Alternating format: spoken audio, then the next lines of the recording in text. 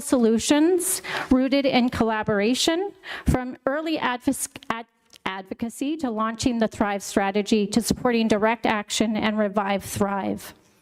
Our focus has always been the same: connect the dots, strengthen community capacity, and support people in moving from surviving to thriving. Currently, this work includes the Communities Ending Poverty, or CEP, leadership table, established in 2024, a collaborative group of community leaders guiding the Revive Thrive initiative. We're also proud to partner with the Tamarack Institute, a national organization that supports communities in tackling complex issues like poverty through collaboration and sharing learnings.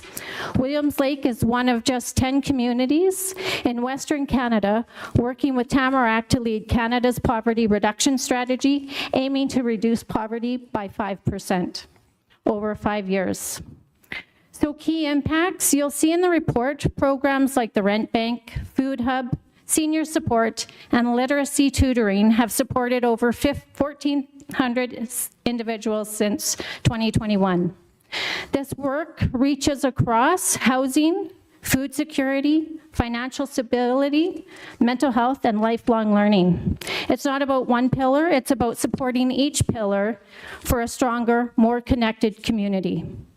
Rather than explaining everything, I'd like to quickly share a short clip that captures how SPC, or Social Planning Council, and our community are working together, breaking down barriers, building champions, and moving the Thrive vision forward. You may even notice a few familiar faces. Some members of council make a brief appearance in the video snippet, and we appreciate that. So if I could just get you, thank you.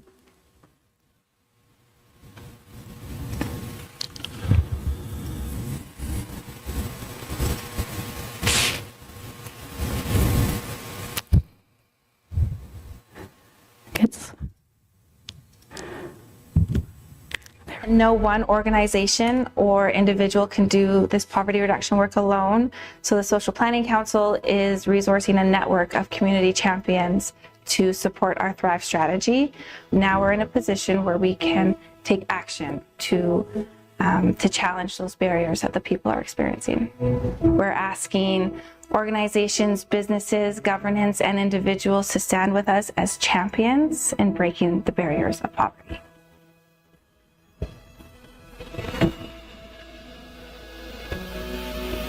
I am a champion. We are champions. I am a champion.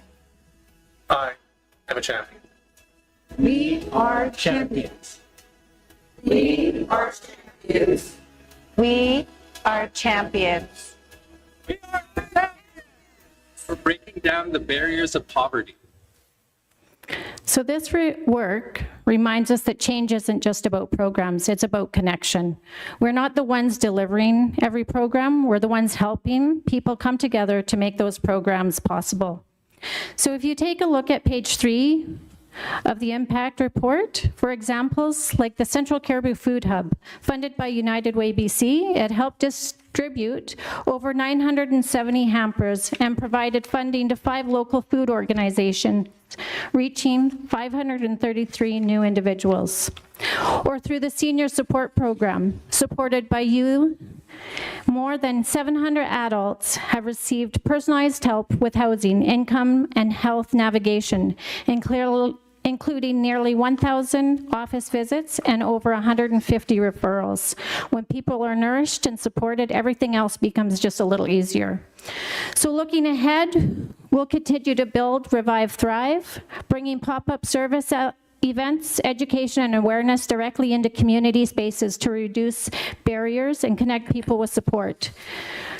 We see strong alignment between this work and the leadership you've all shown here, including recent actions around public safety, homelessness, and mental health. As you continue to update the official community plan and zoning bylaws, we'll be looking for ways to ensure the Social Planning Council efforts support those long-term goals, especially around coordination and collaborative responses. The city's involvement has already helped make projects like the Senior Support Program, Just-in-Time Tutoring, and the Poverty Awareness Video possible, often through joint UBCM submissions and shared planning. The Thrive strategy was referenced during a recent official community plan discussion, and we appreciate the city's openness, your openness, to working alongside local service organizations as part of your community safety and well-being efforts. It's truly appreciated. That kind of recognition tells us this work isn't sitting on the sidelines. It's part of the bigger picture. And we'd love to continue growing that partnership with all of you. As mentioned earlier, we're proud to be celebrating 30 years of community leadership this fall at our combined AGM and community forum, and we hope to see you there. We're grateful for your support and for support from the Cariboo Regional District, the PG Prosperity Fund, UBCM, and all of our local and provincial partners. Collaboration makes this work possible. Thank you again for being an important part of this work. We couldn't do it without you. Thank you. Well, like the old, thank you very much, first of all, for the presentation. I'm a little bit exhausted, so bear with me. I just came from Penticton, a long drive. It's a long drive. Yeah, non-stop, and got late. Anyway, when is the AGM? Sorry? When is your AGM coming? It is November 26th. Don't quote me on that, but November 26th, I believe, is the date. It's a Monday from 24th, I'm sorry. So the AGM is 11:30 to 12, and then we have our community meeting after that. But for this AGM, we're going to include a community forum. Hopefully, we will have the invitation to council. Yes. Yes. Thank you very much. Any question from the council member, please? Thank you for your presentation. Please. Thank you, Your Worship, I had my hand up. Oh, gotcha. I got it. Gotcha. Thank you. I just wanted to say, I've been on Social Planning Council before. I think it does an amazing group of people, that does an amazing group of work. And always, I mean, I think we all know what people need. It's just really hard to find out how to figure out. We all know you start with food and shelter, and it's a never-ending list of what we could try to do. But I really do appreciate all the work that goes in through social planning and Thrive. I just wanted to say, appreciate all the work. It was a great report. Thank you. Thank you, Councillor Bain. Council Flashfuller, please. Thank you, Your Worship. I just also want to extend my thank you to your organization and everything that you guys do for our community. I think the most important piece is what you guys are trying to accomplish is such positive work, and it's proactive work. And I think that is the thing that, is the most beneficial within a community, because you're now setting the stage and not, having to react to things, but you guys are trying to reduce and better things by being ahead of the game. And I just think it's so important, and it's far reaching in the community. This is stuff behind the lines that not everybody sees and is identifying with, right? People see the negative impacts sometimes, but what you guys are doing are looking at trying to assist those people so that they're in a better place, and you're assisting our community. So I just wanted to thank you for everything that you guys have done for the 30 years. And it's nothing but benefit for Williams Lake and for our community. So thank you so much for the presentation. Oh, thank you so much. Council Moses. Thank you, Your Worship. Yeah, I agree with Councillor Flaspoller in thanking the Social Planning Council and all the many arms of it for the great work that you've been doing for many years now. I have a few comments. You mentioned that the plan for, I think, nationally is to reduce poverty by 5% over 5 years. That this would reduce the amount of unhoused people that we have in our community. This would reduce the amount of open drug use that we've been seeing in our community as well. During our recent emergency meeting, we actually passed a motion for council to be more involved and more supportive of the Social Planning Council and specifically the communities ending poverty portion of the SPC. Yeah, I think that over the last handful of years, I've seen a really disturbing trend to me that the funding that the city helps provide the Social Planning Council, which I'm so thankful that we do this, has been getting smaller each year. And so I think that there's more that we could potentially do to help as a municipality to help organizations such as yours. As Councillor Nelson has pointed out before, that the nonprofit organizations that do this work, they do so much. They do so much with so little, and it's such a boon to our community to make sure that this continues.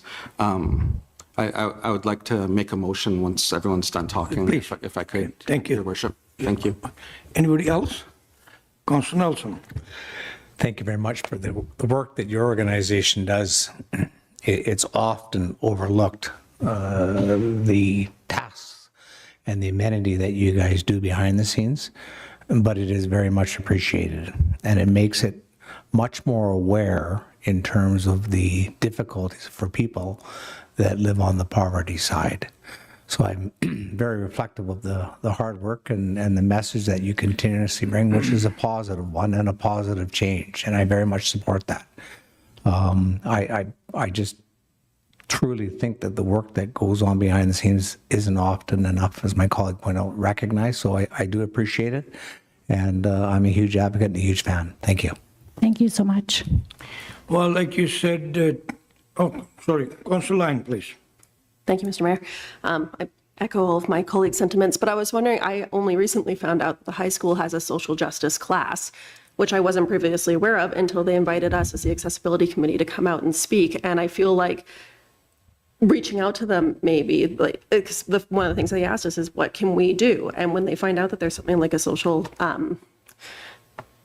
planning, thank you. Yeah, just complete and utter. That would be really beneficial for just the students to know that there's something that they could also look at or volunteer for, or just keep their ears open about. I think that's a great opportunity for building more connection, right? So thank you for that, Councillor Lyons. Well, like I said, always any volunteer group is better than no group. I've said it, I've been saying this all along. Any community is known by their volunteers, and an organization is known by their workers. The dollar, we give it to you, community give it to you, from wherever you get it, it can be stretched far, far away with all the work you people do. I salute your dedication and the organization. We are outnumbered here by your organization. Look at the people you brought and look at the council member here. So that speaks the volume of work you are willing to do and willing to carry forward. There's a recommendation of forward. Good luck, thanks anyway. Yeah. And you can call upon on the council. Mr. Maraca, please. Did Councilor Moses? I'm getting there. Okay. I'm going there. There's a motion to receive and note and file, but Councilor Moses requested. I know he's on your board and he had the wishes and best wishes from the council beside him. Please. Thank you, Your Worship. I just want to point out that I attend the meetings. I'm not a member of the board. Oh, you were Just- appointed from the council. Yeah, I'm an appointment to the community Yes, committees, yeah. which I'll include in my motion. Please. Here. Thank you, Your Worship. It's going to be three parts I would like to add as an amendment onto our recommendation. It's whereas our council has been making efforts to assist with the unhoused population within our city, I'd like to move that we include the communities ending poverty in our council community appointments, along with the social planning council appointment. So just a little addition. 2, that the city council take part as volunteers in the pop-up events that the Social Planning Council has planned. And 3, that we start planning ahead to budget financial assistance to the Communities Ending Poverty branch of Social Planning Council during the next round of grants and fee for service. If I can correct you, not that I'm Please. trying to rectify, but correction to your second part should be council should be encouraged to attend their annual general meeting, because sometimes people are at work, sometimes they have another commitment. Like I just came from Penticton, it's a hard and alternative. Mayor has to attend, so word should be encouraged. Are you okay with that word? Yes, thank you, Your Worship. I'll second all 3 recommendations, Thank Your you. Worship. Thank you, Councillor And there was Moses. a motion to receive and the presentation from that. Do you people want me and the staff to read it, or are you okay? Do you want to read, sir? The first part of the motion?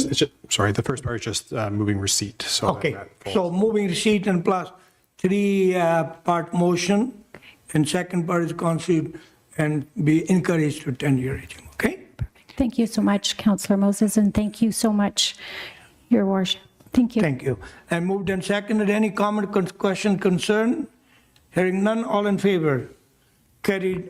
Oppose, if any? Carried unanimously. Thank you. Appreciate. Good luck. Thank you. Have a great night. And you are more than willing to sit and join and the rest of the meeting. G1A, please. Recommendation that the accounts payable computer check and EFT listings dated April 16th, 24th, and May 1st, 2025 be received for information. So moved. Moved and second. Council Nelson, Council Bain. Any question? Hearing none, all in favor? Carried. Local Government Awareness Week. The recommendation that pursuant to the report of the Deputy Corporate Officer dated April 23rd, 2025, Council proclaim the week of May 11th to 17th, 2025 as Local Government Awareness Week and May 14th, 2025 as Asset Management Awareness Day in the City of Williams Lake pursuant to city policy. So moved. Moved and seconded. Councillor Nelson, Councillor Lyon. Question, concern? Hearing none, all in favor? Carried. Item number C, please. Recommendation that pursuant to the report of the planner dated April 10th, 2025, Council approved development variance permit number 1, 2025 for Jocelyn and John Moon, requesting to vary section 302.3 of the City of Williams Lake zoning bylaw number 1825, 2002, to decrease the minimum building setback for accessory buildings and structures along the exterior lot line from 3 meters to 1.5 meters on the subject property only, located at 509 9th Avenue North. Is there anybody from the committee wanted to speak for or against? Second time call. Anybody wanted to speak against or for? Hearing nobody, third time. Just for council's information, the proponent is in the gallery. If we need any question, we'll bring them over. Otherwise, there's no need. I think staff is here to answer any question. I just want to let everybody know, when I was reading this report Sunday, sitting in my room in Penticton, and it would be very well close to what we want to do, the smart fire smart awareness, and will be respected and done there. And there's no precedent setting in case. Hopefully everybody read the report. Councillor Nelson, you raise your hand, please. Thank you very much, and thank you to the proponent for bringing this forward. I'll be moving the recommendation in support of moving forward with this item. I'll move the recommendation. Moved and seconded. Any question, concern? Hearing none. All in favor? Thank you. Good luck, sir. Thank you for your investment. Yeah, keep spending money in Williams Lake. Okay, moving along. Financial plan amendment bylaw. The recommendation that pursuant to the report of the Chief Financial Officer dated April 24th, 2025, Council give first 3 readings to the City of Williams Lake Financial Plan Amendment Bylaw number 2426, 2025. I'll move the recommendation, Your Worship. Moved and moved and seconded. Any question, concern? This is all because the budget was done, bylaw was done. I signed it because council approved $100,000 on the emergency council meeting to adjust that all, as long as everybody knows. All in favor? Opposed, if any? Carried unanimously. Thank you. Poll of council for the mayor traveling. Recommendation that pursuant to the report of the Manager of Administrative Services dated April 23rd, 2025, the poll of council conducted on April 30th, 2025, requesting approval of council compensation and other associated expenses for Mayor Rather to attend the BC Modular Housing Summit in Penticton, BC from May 4th to 6th, 2025 be ratified. So moved. Moved and seconded. Thank you, council member. I was there on Sunday and I reached there about 5:45, I think, and we met at 7 o'clock till 10 o'clock. And then yesterday we met at 10 o'clock because some people was flying in, and till 4 o'clock, 4:30. And this morning we started at 7 o'clock, and the meeting will start happening before the breakfast. Then during the breakfast, there's people from Ottawa, from Alberta, all over the place, and Victoria, you name it. There was over 267 delegates, and it was well received, well attended.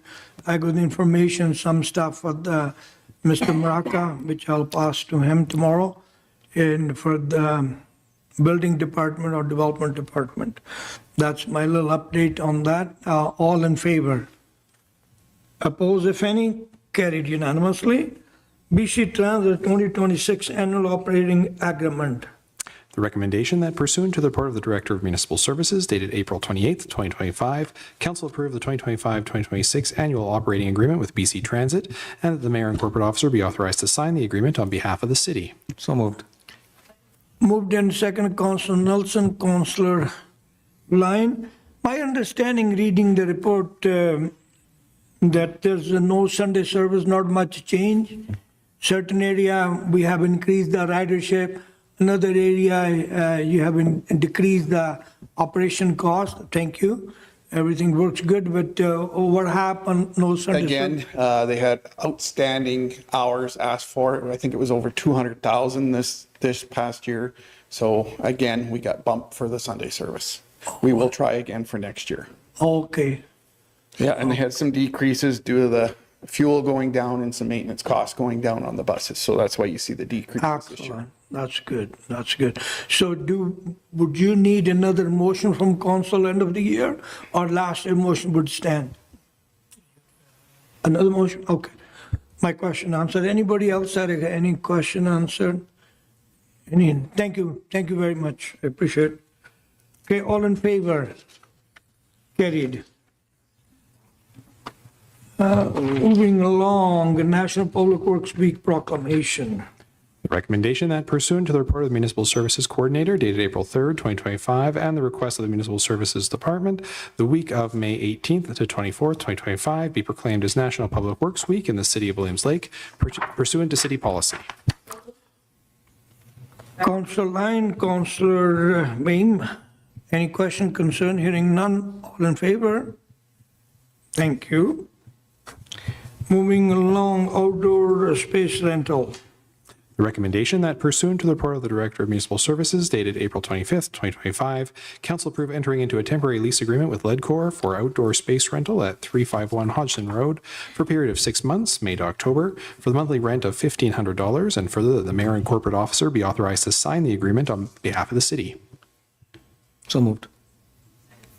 Councillor Nelson, who seconded, please? Councillor Line. The report is provided, it's very clear, it's $1,500, and the staff have spent about $13,500 looking after the whole. It's pretty clear. Any other question? Hearing none, all in favor? Opposed, if any? Carried. Okay. Proclamation, National Accessibility Week. The committee recommendation that pursuant to the Accessibility Advisory Committee Report number 1, 2025, dated April 17th, 2025, Council proclaim the week of May 25th to 31st, 2025 as National Accessibility Week in the City of Williams Lake pursuant to city policy. So moved. Moved and seconded, Councillor Nelson, Councillor Line. Any comment, concern? Hearing none, all in favor? Opposed, if any? Carried. And moving along. Oh, item number B, which one is B? FB? No, 90 to 93 for the capital project. Can I request the council to we wait until we, And staff be directed to invoice the appropriate government departments for services provided to the city, and further, this information be shared with the local member of parliament, member of legislative. Right now, starting to tally up the actual costs. We anticipate outside our normal services that we provide in terms of ranges across the board that we're anticipating close to anywhere between $400,000 to $500,000 in additional costs outside the normal scope that we do. We intend on basically keeping accurate, detailed cost of these downloaded costs, and we intend on sending the province or the federal government to the various ministries the bill. These costs are starting to be extraordinarily steep, and by us, like a lot of other communities, Kamloops is probably one of the best in keeping track, are putting pressure on the provincial governments that when they make policies or they don't subscribe to helping communities with costs when they implement certain policies, those are downloaded costs that we have to pick up. So what we're doing basically is keeping much more accurate track and going to be sending the bills out to the appropriate ministries, getting their attention. Thank you, Your Worship. thank you. Anybody else, Council Line, please? Thank you, Mr. Mayor. Yeah, reading through that report was shocking at best. And as I kept reading, I kept thinking, oh, I didn't think of that. Oh, didn't think of that. Didn't think of that. And man, does that add up very quickly. And it's very disturbing when you see what the burden falling on our taxpayers of all these additional costs. And the report just kept going. So it's not pleasant. Well, there's only one taxpayer, as we all know, doesn't matter you pay to federal or provincial or municipal, but we are the culprit in this case. Citizen of the William Lake are thinking we are charging them more taxes because the services should be provided by the senior level of government, they're downloading. And yesterday or since Sunday evening, I talked to 6 mayors, that's all the mayors was available. Everybody is on board. I inform them, and wherever I go, since last Tuesday, I'm letting every mayor know this is with the intention of our councillor, this is what we're trying to do. Not only that, last week, when we had the special council meeting, we added another $100,000. Yes, it's going to go in the second quarter, but these are the kind of costs the senior level government is downloading to us. Where's the money going to come? How can we provide the services? I mean, on the weekend, doesn't matter you go on social media, right or wrong, people are jumping on the city council. How can we do it? How are we going to meet these needs if we do not get this support? I wanted to give thanks to the provincial and federal government. Yes, they have helped us whenever we ask where the capital or big project was. But this is not acceptable. The little nits and bits in here and there, 8,000 there, 10,000 there, 20,000 there, those costs are adding up. By the way, for council's record, the media's record, for community's record, these reported costs in the report are not calculated staff time when they are making these reports, the time they are spending on it. That is extra. These are the direct costs city has borne doing those services, providing those services. Thank you very much. All in favor? Oppose, if any? Carried unanimously. Temporary overnight shelter location, please. Item number 2. Committee recommendation that pursuant to Committee of the Whole Council Report number 13, 2025, and the report of the Senior Bylaw Officer dated April 24th, 2025, Council endorsed 351 Hodgson Road and the RC Cotton Site, Bagshaw Road, as the 2 alternating locations for temporary overnight shelters, while considering the 8 additional locations for information and discussion, and further that Council approve the proposed temporary overnight shelter policy to guide associated cleanup, maintenance, and enforcement of temporary overnight shelters, and the policy locations be reviewed by Council within 9 months' time. I need moved and seconded. Question, concern, comment, please. Council Moses. Thank you, Your Worship. I have a question through to our CAO. I saw in the pros and cons sections for these locations that it was pretty regular for the cons to be no bathroom and no garbage disposal in the area. Are these things that we will be looking to place in the area? I'm thinking mostly for our bylaws officers so that they don't have as much of a daily mess, and to keep our community more sightly as well is an added bonus, of course. Thank you. Your Worship, to Councillor Moses, when these sites were proposed, the proximity to washrooms and garbage facilities were a scoring that was why they're being recommended. So if you look at the area that we're talking about where the waterfront project is, you'll notice that there is a washroom at Scout Island across the bridge within a block away, right? So then in that case, that would have scored a little bit higher than, say, I can give you an example, like somewhere where there wasn't a bathroom within a block. And even in the downtown core, where I know that the council got some complaints today about in the alleys and stuff like that, and saying people requested, well, they should put more porta potties around here. Well, people aren't walking a block. I don't know what to say, right? So they got scoring, and they were recommended because of their proximity, and that's why those locations were proposed, Councilor Moses. Understood. Thank you. Councilor Bain, please. Thank you, Your Worship. I just want to speak to this motion, although I will support it because I think it supports our staff having power to deal with the problem. I just want to reiterate how much I think this is a crisis of government, a crisis of BC housing, not supplying. I will reiterate on how angry I get at BC Housing, not normalizing homelessness, building a shelter, which we're still waiting for. It was supposed to be May. Haven't heard yet about that one. I'm hoping it's soon. And then so that might help us a little bit. I still think we'll have more moving in, and it's not going to be enough.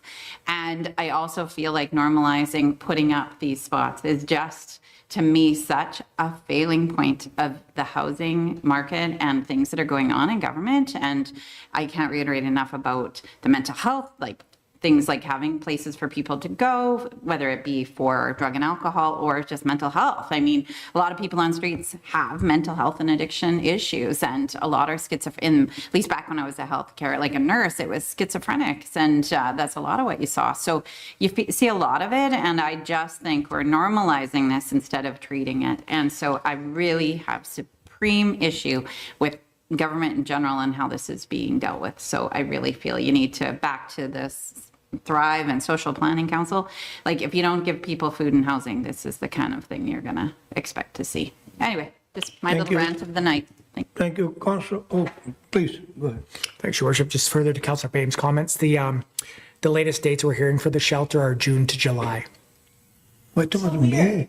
No, May. So June to July. And just to put in perspective, the two washrooms that we have placed, they're costing us $130 a day for the two of them. So that's $50,000 a year for two washrooms and porta potties. So to put in perspective, when we start talking about these porta potties, that's the number that we're talking about. And when council endorsed $100,000 to deal with some of these issues, it doesn't go very far when you're paying $50,000 of it for the two washrooms for the year. I know, can I just respond? Please, please. Sorry, Councillor Nelson.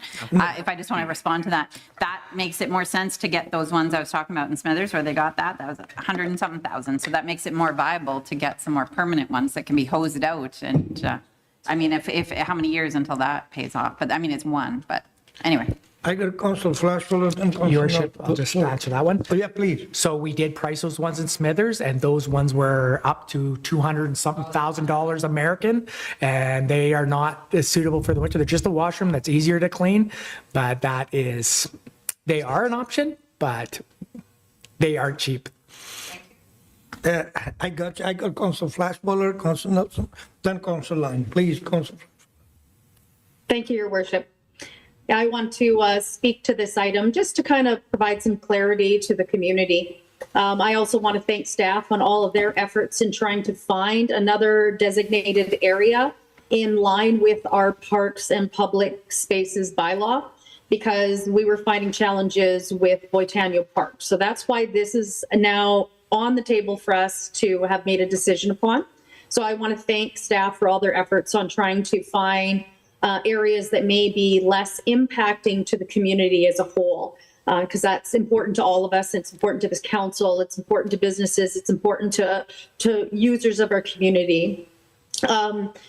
the thing to also consider, and I want the community to understand that this is done so that we are making sure we are legally fulfilling those requirements. And this is if the shelter is full and there's no spaces for people in the shelter. So that now if we see somebody sent up a shelter or something that's behind a business or in an alleyway or near the kids' camp, we can go, sorry, no, you can't set up here. Here's a designated area for you to go because the shelter is full. And that's the thing that is really important for community to understand. Myself, ultimately, I want everyone to have a roof over their heads, and I want them to be surrounded by supports to get them to a better place. So for me, shelter is number one. It's why I worked and fought hard to see and support BC Housing and Canadian Mental Health on making sure that emergency shelter is still continued in this community. As much as we have no ideal places, because we know there's impacts, it is something that is needed now. It's not just our city, it's all cities. And we know that. To ignore it, we're losing if we ignore it. We need to stay ahead. I also want to state, I don't support encampments. I just feel they're unsafe. Unsafe for a community. They're unsafe for the people that are in them. And I think they get extremely challenging. So us designating these areas isn't necessarily saying, hey, we're going to set up some areas for tent encampments, because ultimately that, as part of the bylaw, that is not what we're doing. This is a place that the shelters are full. You can put your tent there, but you have to move it in the morning because we ideally want you in the shelter where you have support systems around you. I also just wanted to state that I feel it's really important if we designate these areas that we're informed. So I have a recommendation that I'd like to put out to the table to go over and above the receiving this information and supporting staff.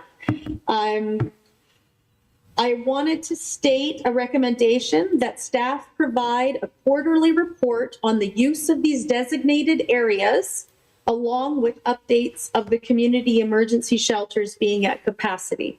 Because I really want it so that we know what the bylaw department is having to deal with. Are these areas becoming overrun? Are they getting a lot of pushback against the bylaw? Are they full because the shelters are full? Ideally, I want to know that, because if we're starting to see the shelters are getting full, I'm going to be banging on BC Housing's door and saying, we need more, just like Councillor Bain stated. And I want to be ahead of that, not behind it.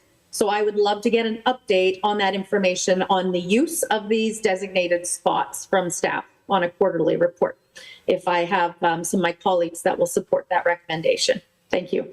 I think what you're asking is you want to gather all the ammunition you can get it to fire when the time comes. Am I correct? Yeah, absolutely. It's ultimately just finding out. Like, I don't want the bylaw department and the municipality staff, our staff, to be having excessive challenges in these designated areas. And I want to know. These questions and these votes are constantly coming to us, so I want to be informed.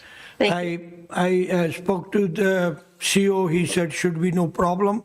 They'll provide quarterly reports. So I don't know if we need them part of the motion or noted in. Should be a second. Oh, separate motion. Okay, we'll go for it.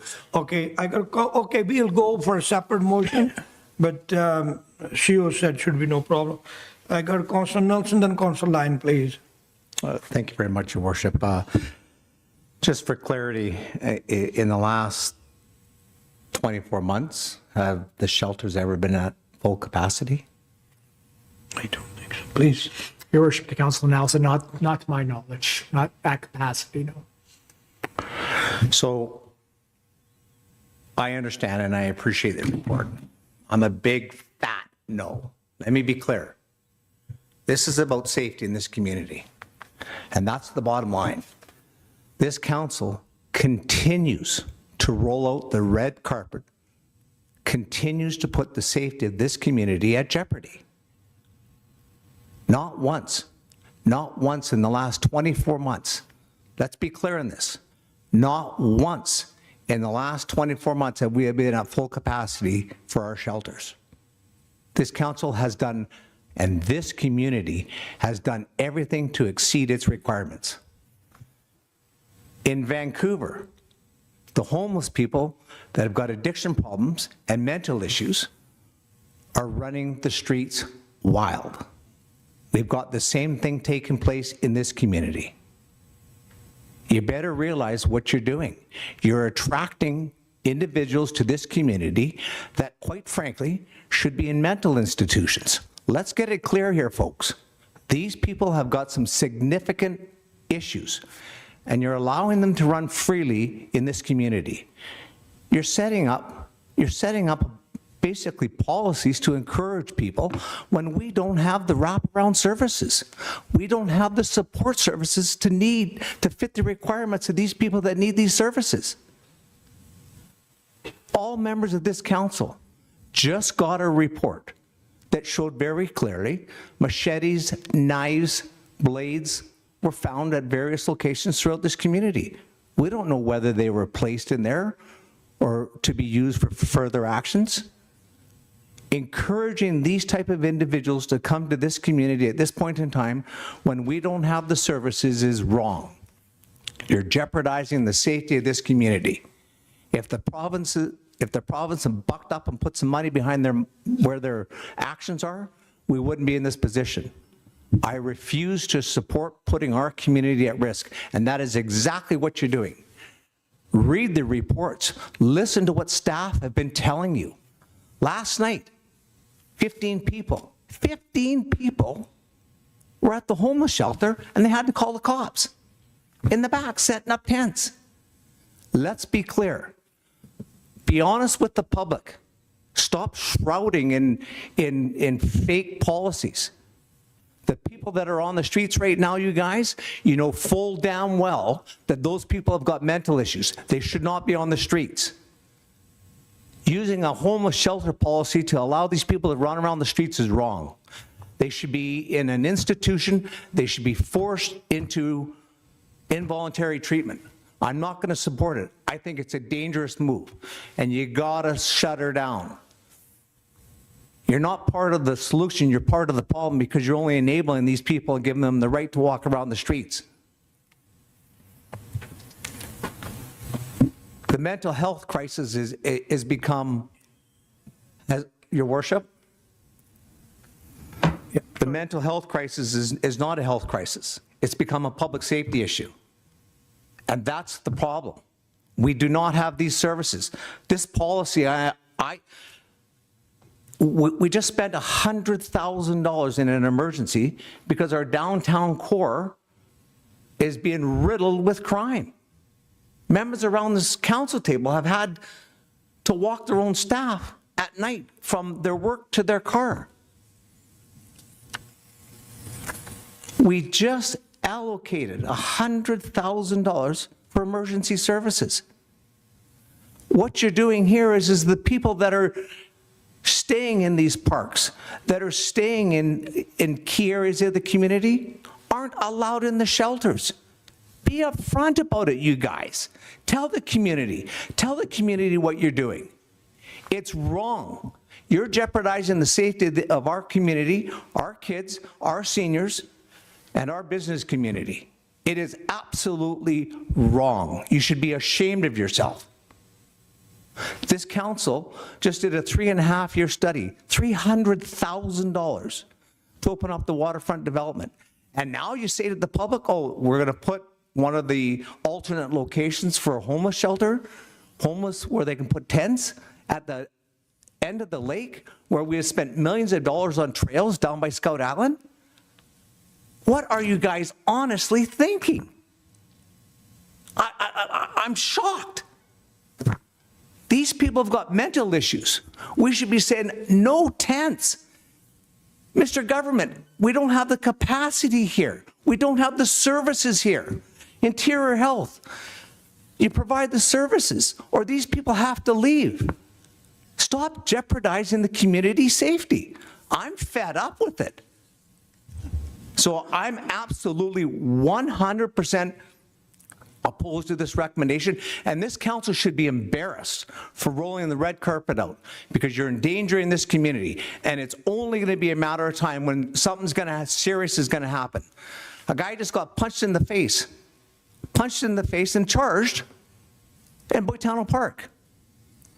Less than 4 days ago, we just opened up Boitano Park washrooms. 48 hours ago, they tried to burn the bloody thing down.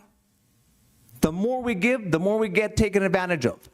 I don't want to jeopardize the community safety. I'm 100% opposed to this, Your Worship. I think it's a crazy, crazy policy. These people need a helping hand. Our golf disc in Boitano Park, do you know what the homeless mental people did the other day? They crapped all over the pods and then wiped it all over the equipment. Just go downtown and talk to the business people. They're struggling. Every day they have to clean up crap. People are exhausted. And now you want to say, hey, we're going to give 2 alternate sites. I could understand it, folks, if the shelters were full. But the shelters aren't full. And all you're doing is waving a big flag. Come on to Williams Lake. We feel sorry for you. Well, enough is enough. The policy has failed. The provincial government has a responsibility. Clean up their act. No more letting people into the community that have got these types of problems. We don't have the services. And that's the bottom line. I think it's crazy. I won't be supporting the recommendation. It's out of control. Point well taken. Thank you very much. With a very passionate speech, Councillor Nelson. Councillor Lyon, please. Thank you, Mr. Mayor. I really appreciate that the report highlighted several times that it won't, like this policy will not be used unless the shelters are full. As Councillor Nelson pointed out, they haven't been full in 24 months, so likely chances are we'll never have to actually use this policy. It does state repeatedly, we will not be using this policy unless the shelters are full. This is a safety net for us. But besides the point, I was actually wondering, and I apologize if this was already discussed, I missed the last meeting because of the BIA AGM, but when it comes to the porta potties, you said they're costing us $130 a day. Is that in maintenance or is that a rental? Please.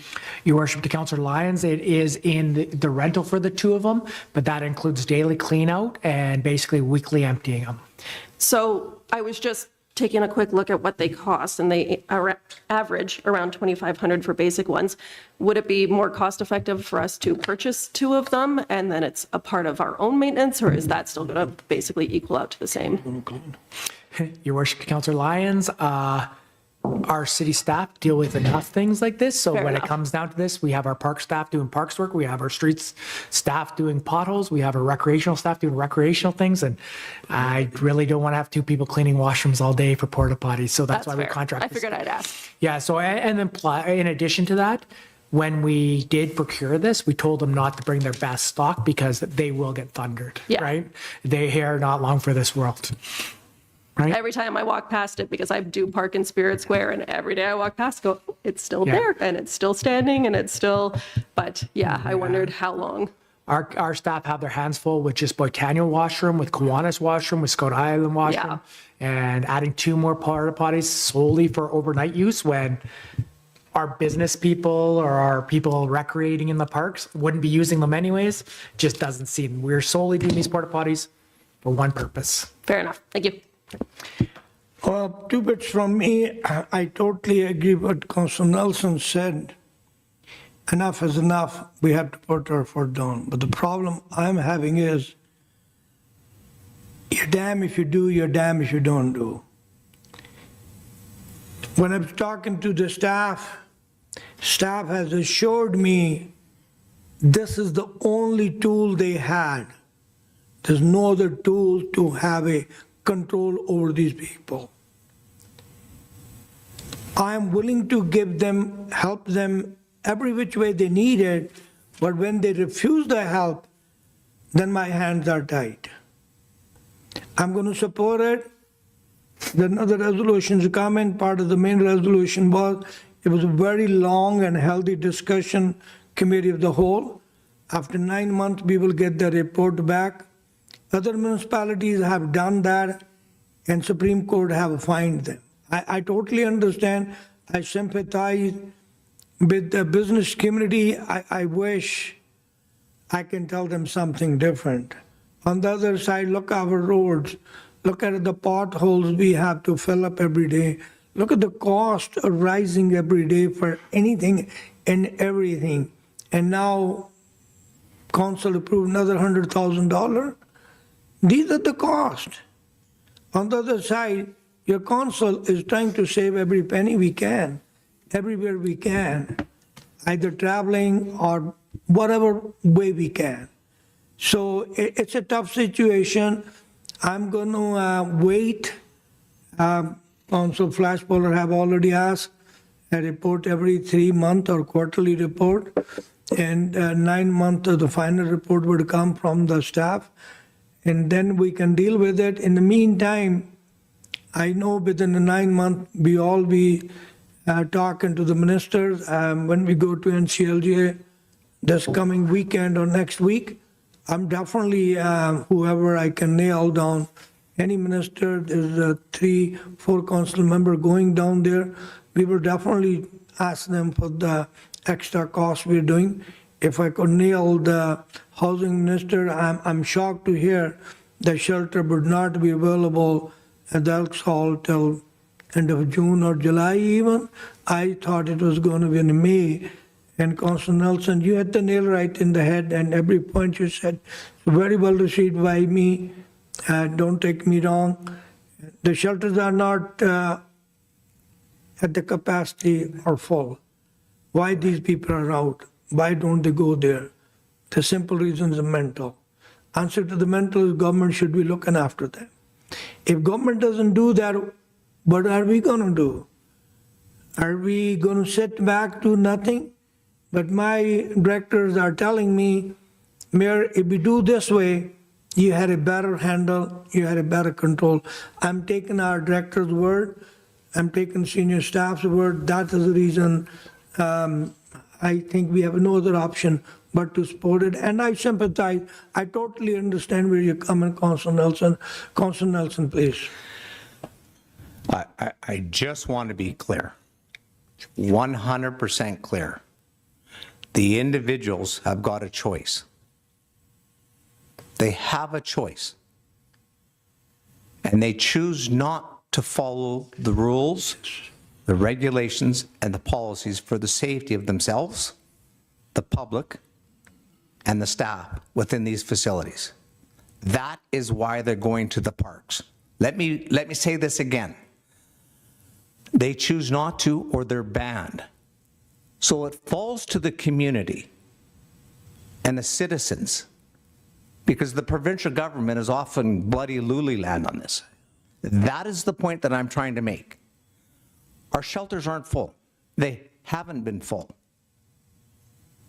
They have a place to go, but they choose not to go because they've got mental issues. And we're standing here saying today as a council, and if I'm Granny Williams Lake watching the city council meeting tonight thinking, I live across from the homeless shelter right now. She's 84 years old. Or Brenda, who lives in behind it, that texted me at 11:30 last night. I said, just call the cops. There's 15 people. These people have mental issues. I don't want our staff to have to deal with these people because I don't want to put their lives in jeopardy. The province fails to give us the services required to deal with these people in our community, and yet we're rolling out the red carpet saying, hey, you know what, in case we're full, we've got a place for them to go.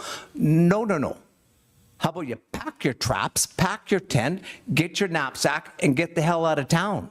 We don't have the services. There are mental issues inside their heads. They should not be on the streets. British Columbia just had one of the biggest issues with an individual in Vancouver, the Filipino community. The guy had just gotten out of the hospital. He had mental issues.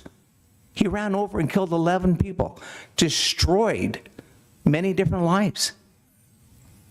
Folks, this people destroyed many different lives. Folks, this is a public safety alarm bells signaling at City Hall. I don't know what else to say. It's beeping dark red. We're finding knives hidden in the bushes in key locations. There's more people that we now know are being dropped off from Vancouver. We don't have the services in this community. Mr. Mayor, this is a serious issue. This community is busting at the seams to hold it together at this point in time. We got big hearts. But when your safety is taken into consideration, something's going to bust. And the community is on edge. I think this is absolutely the wrong way to go. Quite frankly, we should have the policy there should be no tents in this community when space is available. Not creating the opportunities and waving the red carpet and laying it out. It's wrong. Thank you very much, Councilor Nelson. I'm sorry, Councilor Flashfuller, I didn't notice your hand, even though you raised the hand before. Councilor Nelson, please go ahead, Councilor Flashfuller. Thank you, Your Worship. As per what Councilor Nelson just stated in regards to it should be a policy that is not allowing tents if there is shelter space. That's exactly what this policy and our parks and public space bylaw does. That's what we're supporting here as a council. So I have to state, I am not ashamed of being proactive, because that's the position I feel I'm in. Because these situations are affecting our community, they're affecting every community, and they make me just as upset as everyone else. 100%. But I have to be a better critical thinker. I have to follow my moral compass, and I have to come up with a reason and a solution. So I will ask Councillor Nelson for after what he wants to do with these people then, because you have to come up with an answer. So I feel staff has really been supportive in trying to figure out how to work with the situations that we're given. And I think that's what we're trying to accomplish here. I believe that I want the information from the emergency shelters, whether they're full or not full. I'm not going to believe what's just nattered at this table, because for me, that's not accurate. That's why I want reports. I want to know if that's actually what's happening. And I also don't want to see that we're painting these people with the same brush. That is so wrong. We don't know who all these people are. Yes, there are people out there that are extremely scary. They're challenging. They're violent. The drug addictions are affecting them. But I will not paint them all with the same brush, because I've seen presentations from the awesome nonprofits that are trying to work to better these situations and help people. And they're saying clearly, these are sometimes seniors that just don't have somewhere to live anymore because they can't afford it. So I'm not going to say that they're running around with machetes and they're actually trying to damage our community. I'm sorry, that's very incorrect in my opinion. So I feel that we're being proactive. And I have a question to staff also, if staff are willing to actually give a perspective here to the community. What happens historically in other cities or communities that don't designate areas by in their municipality? And what happens when a human rights legal group comes in? What happens? Please, to staff. Mr. Maraca. Your Worship, the Council Flashfuller, that does expose the municipality to some sort of litigation, because when your public spaces or when your facilities and they don't have adequate sheltering spaces for overnight, and the key word is overnight, use and stuff like that, you have to provide that kind of sheltering spaces in your city for the use of the unhoused population. And that's gone through the Supreme Court. That's been tried, tested, and true. But again, that's overnight, meaning you can set up areas, have them designated from 10 till 7 or 8, and then expect their stuff to come down the next day, and without any kind of leniency, and they have to get it up, pack it up, and move on every morning. So that is the model in other cities, and that is the exposure. I mean, you're not going to know that until at some point somebody does take a run at you, but that's been the history. Thank you. Yeah, so in my opinion, what we're trying to do is manage these challenges with this bylaw and with these support systems so that we don't have all of a sudden a human rights group going, you're not designating areas, you don't have available shelter for people to be able to overnight sleep. And guess what? We're now going to come in and take control and tell you where you're going to do it, how you're going to do it, and how you're going to go about it. And I personally want to be proactive, and I want to be supporting these challenges in our community. That is what I'm trying to accomplish by supporting this. And I'm not ashamed at all on taking that position. So I feel it is really important for us to support staff because this is a tool. I don't want to see somebody setting up a shelter behind someone's business or in the middle of a really busy park with kids. I want to designate an area so that if those shelters are full, there is a spot. And really, as Councillor Jasmine Lyons had stated, ideally, these places will not be getting used. It's just so that we are covering all of the aspects so that we are trying to manage these challenges. Thank you. Well, that's exactly what I was saying. Supreme Court have laid down very clearly what can be done, what cannot be done. And that's what I was mentioning. Rather than paying $1 million to the lawsuits and here and there, I'd rather use that money for fill the pothole, build a better road, and the other necessities in the community, which the council is more responsible directly. And that's exactly what I was mentioning. And by doing this, that's what we're going to be responding. And don't forget, the staff recommended 3 places in the report, because council in the wisdom, when we did the laundry in the committee of the whole room last week, we came up with the 2 recommendations, and thanks to staff understanding the position. That was the reason 3rd position was a place was not picked up, because being too close to the business community to downtown, and that was the reason. I got Councillor Moses and then Councillor Nelson last time. I would request, please, if you have to make your point, make it. Don't repeat the point. Let's carry on. We have done enough work. Mr. Baraka, before, please. Yeah, thanks, Your Worship. So I just want to, just for clarity, staff are not recommending any of these locations. Staff are just putting forward a report based on the request of council from last year, which was, please provide us a report of sheltering spaces that did not include Boitano. We created a matrix based on a whole bunch of criteria, and we present that to council, all this decision. Staff are not recommending or wanting these places at all. We just have to provide the advice and the past history of any kind of legal challenges, and basically try to protect the municipality from any type of litigation, and council has to make their political decisions from there. I take my word back. What I meant to say was 3 places was kind of more favorable to have those sites available, which council in the wisdom thought, committee of the whole, that 2 would be enough. Councillor Moses, please. Thank you, Your Worship. I'm in big support of the requested reports that Councillor Flaspohler is asking for. Part of this reason is because we've been receiving occasional reports from Ms. Dubray. And if we go back and read those, it actually shows in them the reasons why sometimes our shelter isn't full. And it isn't for the reasons that everyone at this table is trying to portray them as. The reasons that our shelter isn't always full are occasionally because of staffing and occasionally because some of the rooms need repairs. If you want to include those as available rooms that aren't full, you're doing our community a big disservice. So we do need these reports, and we actually need to pay attention to them when we get them, because at this table it seems like we haven't been.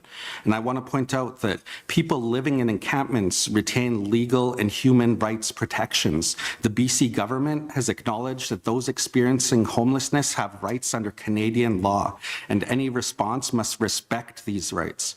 Courts in BC have also previously ruled that municipalities cannot evict encampments unless there's adequate, accessible, available, alternate shelter available, at least for overnight stays. The right to shelter outdoors when no alternative is available is established in BC case law. So if you want to argue that we have empty rooms in these places, there will be lawyers who come and argue against us, and we will lose. And not only that, just for community's information, I believe he was kind of summoned last year at the UBCM time by the Human Rights, right, by the Premier's office, am I correct? Yes, Your Worship, we were brought in for human rights. They gave us, they spoke of some of the laws, they spoke of Yeah. some of the responsibilities, and these were some of those responsibilities, but they did mention the overnighting and all that sort of stuff, and local governments are well within their rights to take people out of their encampments in the mornings, so. It's a sad the victims had no right, the criminals had more right. I know it's a sad, nothing to be funny. I hear you, Councilor Nelson, loud and clear. I sympathize. I'm giving you the floor in a second. I sympathize with every business owner community, but in the meantime, I think it's our duty to protect our city hall and protect everybody much as we can by experiencing, by trying. That's all I think we are trying to do. Councilor Nelson, please. Three things, Your Worship. Let's be clear. You're elected. This is a policy decision. You're making the decision, not the staff. Staff give us a variety of options. You just heard from the CEO.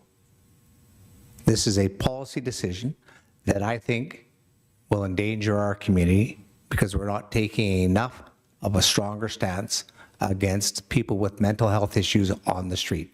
It has become a public safety hazard, and it's become a huge issue. The second point is to answer my colleague, I'm very defined. For 2 years, we have heard that the shelters have not been full. For 2 years, 24 months now, we have heard that the shelters have not been full. So we constantly are shuffling and creating policies to accommodate people, individuals that are in my opinion, an unnatural state. They're whacked out.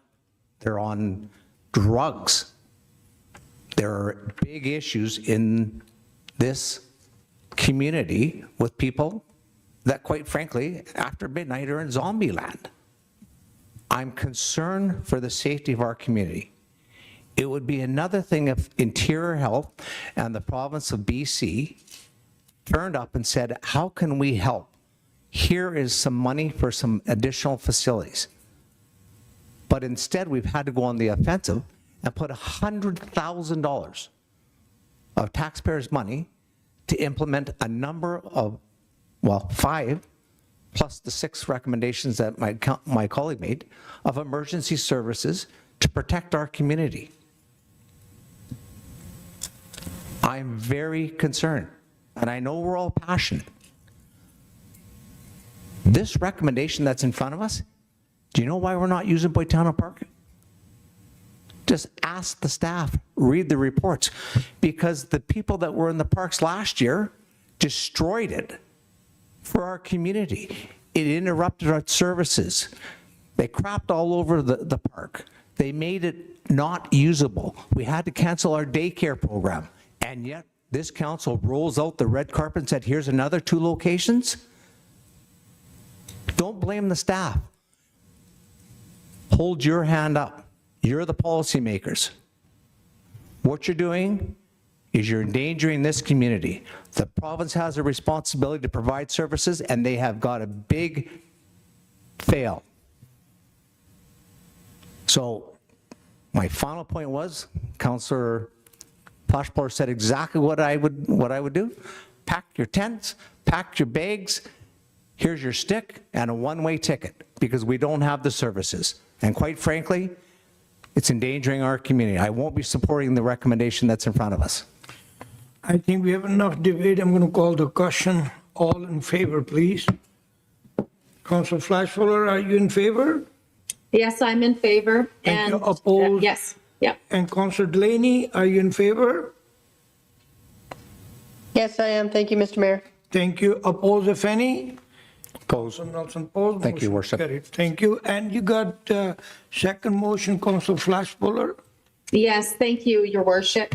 It was that staff provide a quarterly report on the use of these designated areas, along with updates of the community emergency shelters being at capacity.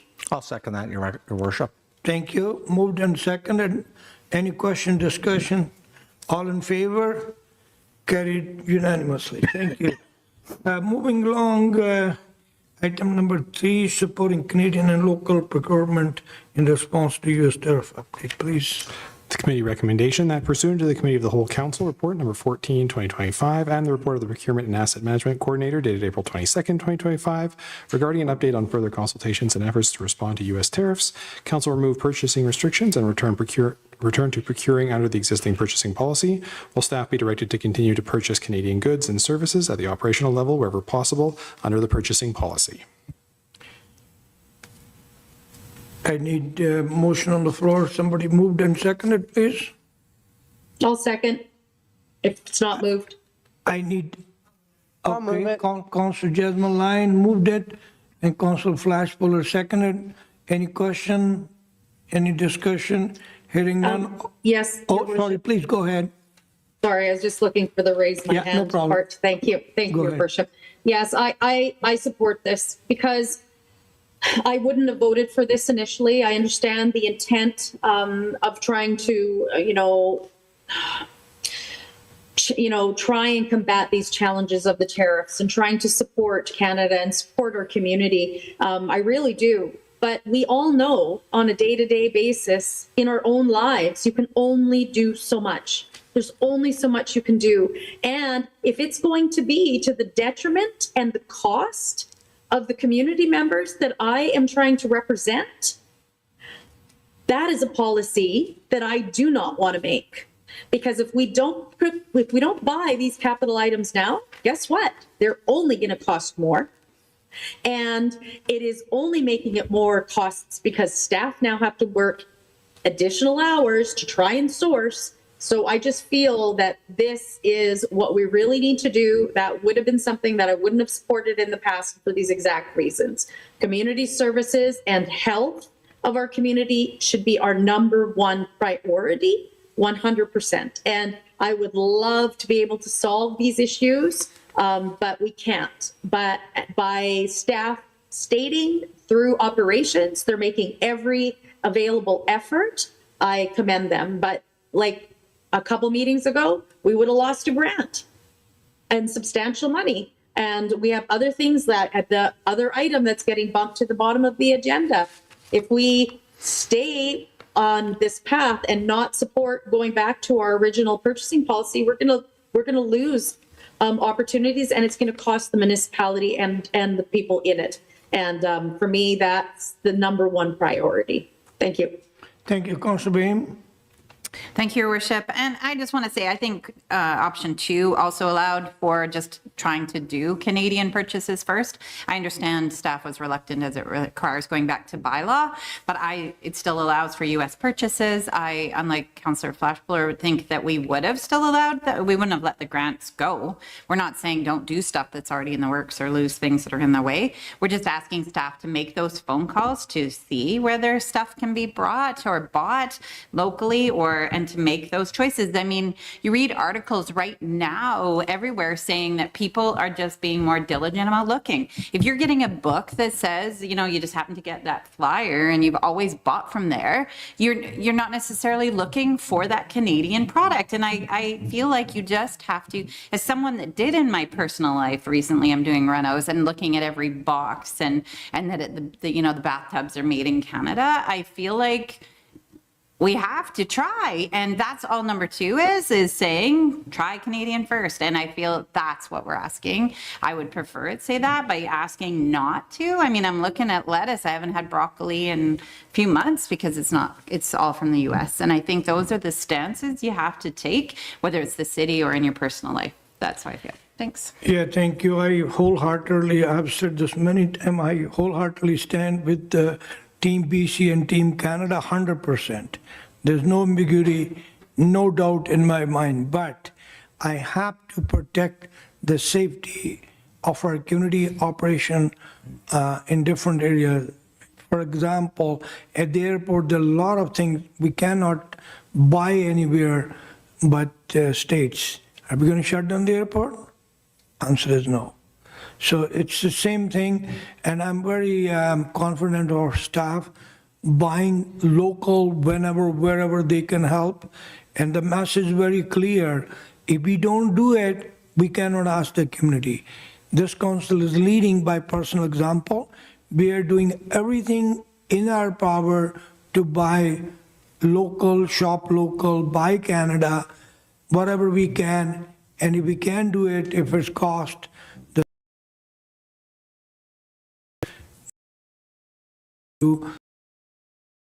aware of that. Please. Well, Then very much and that we will be supporting the recommendation at this point in time. We on this one where he's really held the line very tight. He's been extraordinarily creative of finding ways to put pressure on the and certainly on key states within the Republican areas that are supporting what's taking place.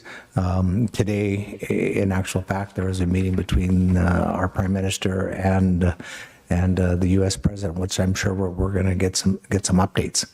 I think we just have to remain very firm and very strong. At this point in time, I just don't support going back to the old policy. Basically what we're allowing them to do, we reverse this is to go back and go ahead and purchase all those trucks. I stand with the local guys here, our guys that work at the mines, that work in the mills. There's no doubt that President Trump is trying to change the world economy. And it doesn't matter how he does it, as long as it benefits the United States, and and that's what he's trying to do, is destroy Canada, destroy other countries, and he doesn't care about the collateral damage. So I'm of the position quite clearly that hold off on the big ticket items. I understand that as a municipality, we've got a significant amount of reserve parts that we constantly have in stock. Obviously we've already discussed it, that if there are emergency things like we need like belts and stuff that we just simply can't get, I got it. You just don't shut the municipality down. What I'm talking about quite clearly is the large big ticket items. We put on hold a number of trucks. What you're doing is you're feeding the frenzy and helping the United States when we should be holding back right now. And when you see coming together, such as the Premier has alluded to, is don't cross the border at this point in time. Look at the impact that that's having down south. So I'm just not there yet. I think that there's a lot that has to play out federally and provincially. As a municipality, if we can hold back spending $1 million on U.S. goods right now and support our local guys that are working at the mills and the forestry companies and things like that, I got it where if you got to buy something small, you go and you buy it. But I'm not waving the white towel, so I'm in for the long fight with the United States. Thank you. thank you, Councillor Bain. Before I give you the floor, Mr. Maraca, please. Thank you, Your Worship. Hold on, Sorry. please. Oh, you're giving Mr. Maraca. Sorry, Mr. Sorry about it. I said Mr. Maraca. Sorry. Thanks, Your Worship. So I further Councilor Nelson's comments for the Premier, the Prime Minister. It's politicians being politicians. When you have staff look into it, they can say everything they want when they get a microphone in their face. But when we reach out to them, get what's your legal contract terms? What are the things you're doing? They're not stopping buying DFO trucks. They're not stopping buying provincial trucks. They're not doing this. They're saying when possible. They'll go through a big spiel of everything they're doing, and then they'll say when possible. It's always the last thing they say. And when we reached out through Vitali to the province and to the feds, they would not give us any kind of guidance. No UBCM, no NCLGA gave us concrete legal guidance. And if council wants to spend money more money than we've spent already with staff writing 2 to 3 reports on everything we try to buy, as well as reach out to all these senior levels of government to just do our public procurement, which corrects itself. Because if we publicly tender and we publicly procure the competition process, if Councillor Lyons is supplying me a truck from Boston and Councillor Moses is giving me one from Alberta, Councillor Lyons' truck is going to cost me 22% more because there's a tariff on it. So the process cleans itself up, and I can appreciate the politics, but in reality, this is costing a lot of extra time and money for staff. We've got one item on here for a sound system that we've heard about for numerous years in the Gibraltar. Do we really? And it's a regional district building, and are we really going to stop the whole thing process rather than just say, let's try to source Canadian first? We're going to do that. We all want to do that in our lives, but to what extent? And I mean, I can only speak from what the mayor sends me. We're getting just as many people that are local businesses in our community, whether you're talking about Lake City Ford, like council, do they understand that you're stopping the people in your community from selling trucks? Like, these are the positions that we're having to navigate over on our side too with taking these positions. So obviously, again, it's a policy decision, but it is costing money. Senior levels of government have done nothing to give us any kind of guidance. Nobody has at any of our agencies have given us anything that's concrete. And we have done everything to the point where we're not reaching out to tariff lawyers at that huge a cost to get advice. So we're stuck as staff. So I won't make the comment. I guess something related to, but Councillor Flashfellow, you've been waiting. Then Councillor Lyon, please. Sorry, not Flashfellow. Councillor Bain, sorry. Oh, thank you. Thank you, Worship. I know the staff is trying hard or going to try hard, but it's not in the policy. So when you look at number 3, it does not say that. So much as you might say, so when it was free trade at 100%, it's not anymore. Like, it is not free trade anymore. And I agree it's going to work out in the wash. But to take a stance on our bylaw that says we will try, that doesn't mean I want to handcuff the staff, or if it's going to come up and be a $20,000 difference. Of course, we're not going to do that. We're not going to do that to the city. But I think that we should be relying, just like those statements made by Premier Eby or the Prime Minister, try to buy Canadian. Our policy will not state that. It doesn't. Exactly. Councillor Lyon, please. Thank you, Mr. Mayor. Yeah, Mr. Maraca said it absolutely best, and I'm seeing it in my own industry and other industries where we are buying on the side of the border strictly because you're looking at those tariffs across the border. So if we get multiple tenders, we're going to be seeing those prices on those tenders anyway and going to be sticking with this side of the border in the end. And I'd rather do that than have to, as you said, spend more staff time, more reports, more this, more that, instead of can we do business as usual when we are likely going to be choosing everything that's on Canadian soil anyway. Well, last time our member of parliament came here, I think Councillor Nelson, you was there. We asked him a question if there's anything from Ottawa on this. I haven't heard anything. Did you? Your Worship, that's a very good point. And when was that? That was way back. That was like a month and a half ago. Not one response from the federal government on that question. So did we just delay everything? Like, they didn't even respond to that. Yeah.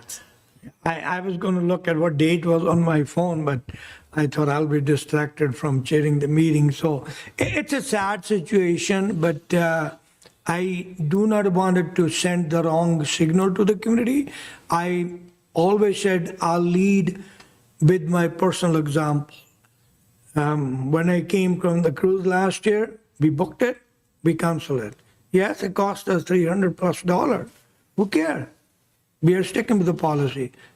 I was to go in July for 4 or 5 days to Washington. I'm not going there. I don't care what happened. I won't till something happened. But in the city's operation, the staff have to do what we have to do. Once again, my strongest message is we are 100% with the Team Canada, Team BC. These policies are based on the safety and operation. Enough discussion. All in favor? Oppose, if any? Motion carried. Now, I'd like to finish this Lake Harvest update, then we'll go back to the item. Please, Lake Harvest update. The Committee recommendation that pursuant to the Committee of the Whole Council Report number 15, 2025, the report of the Director of Municipal Services dated March 20th, 2025 be received, and the Council defer action on the lake harvester until further clarity is provided on how the city can move forward with weed harvesting, and further that staff be directed to prepare a report with other management options recommended by the Ministry of Water, Land and Resources Stewardship to improve the Scout Island boat launch and swimming area for Council's consideration. So moved. Moved and seconded. It's a simple theory. There's half the council wanted to scrap it, half the council wanted to keep it. Council Moses being away, finally we agree, and no action should be taken till we have all the options availed, or we know what's available, what's not. What can we do? If we sell the harvester, if we cancel this program, tomorrow we have to start from zero to come back. And I wholeheartedly support this. If there's any other comment, otherwise I'm going to call Councilor Moses, please. Thank you, Your Worship. Yeah, I apologize for not being at the meeting where it was a split vote. That it won't change anything now, and that I recognize that. But I just want to point out that that if Walrus Waterland and Resources Stewardship continues to not give us a license, that if we do have this vote again, I will vote to sell the machine, because it's just sitting there useless, and we could have that funds instead. And even our own report that was supposed to be in support of us utilizing the harvester, it really read like a report that was against us utilizing it. So I don't understand our strong stance on this, but I will abide by our council's vote, and I'm keen to see if we can move forward or not. Thank you, Your Worship. Thank you very much. Councilor Flashfeller, please. Sorry, thank you, Your Worship. Yes, I just want to make some statements on this, and I want to speak to the community on this topic. It has been one that just keeps coming back, and I wanted to state that I'll support this because initially in the Committee of the Whole meeting, I came with the sell the weed harvester, because I completely understand and agree with Councillor Moses. I feel there's a point where we need to try and gain that funds, and I feel redirect those funds towards potentially the boat launch area, potentially maybe the swimming area with other options if we find them. And that's what this recommendation is about. It's about gaining more information so that we might have some different paths in front of us. I do want to elaborate because I've really taken a lot of time and research on this topic. I have requested the previous reports from 2020 and 2022 to come our way so I could read them for the first time. And I've reached out to Tabor Lake and the society that runs that.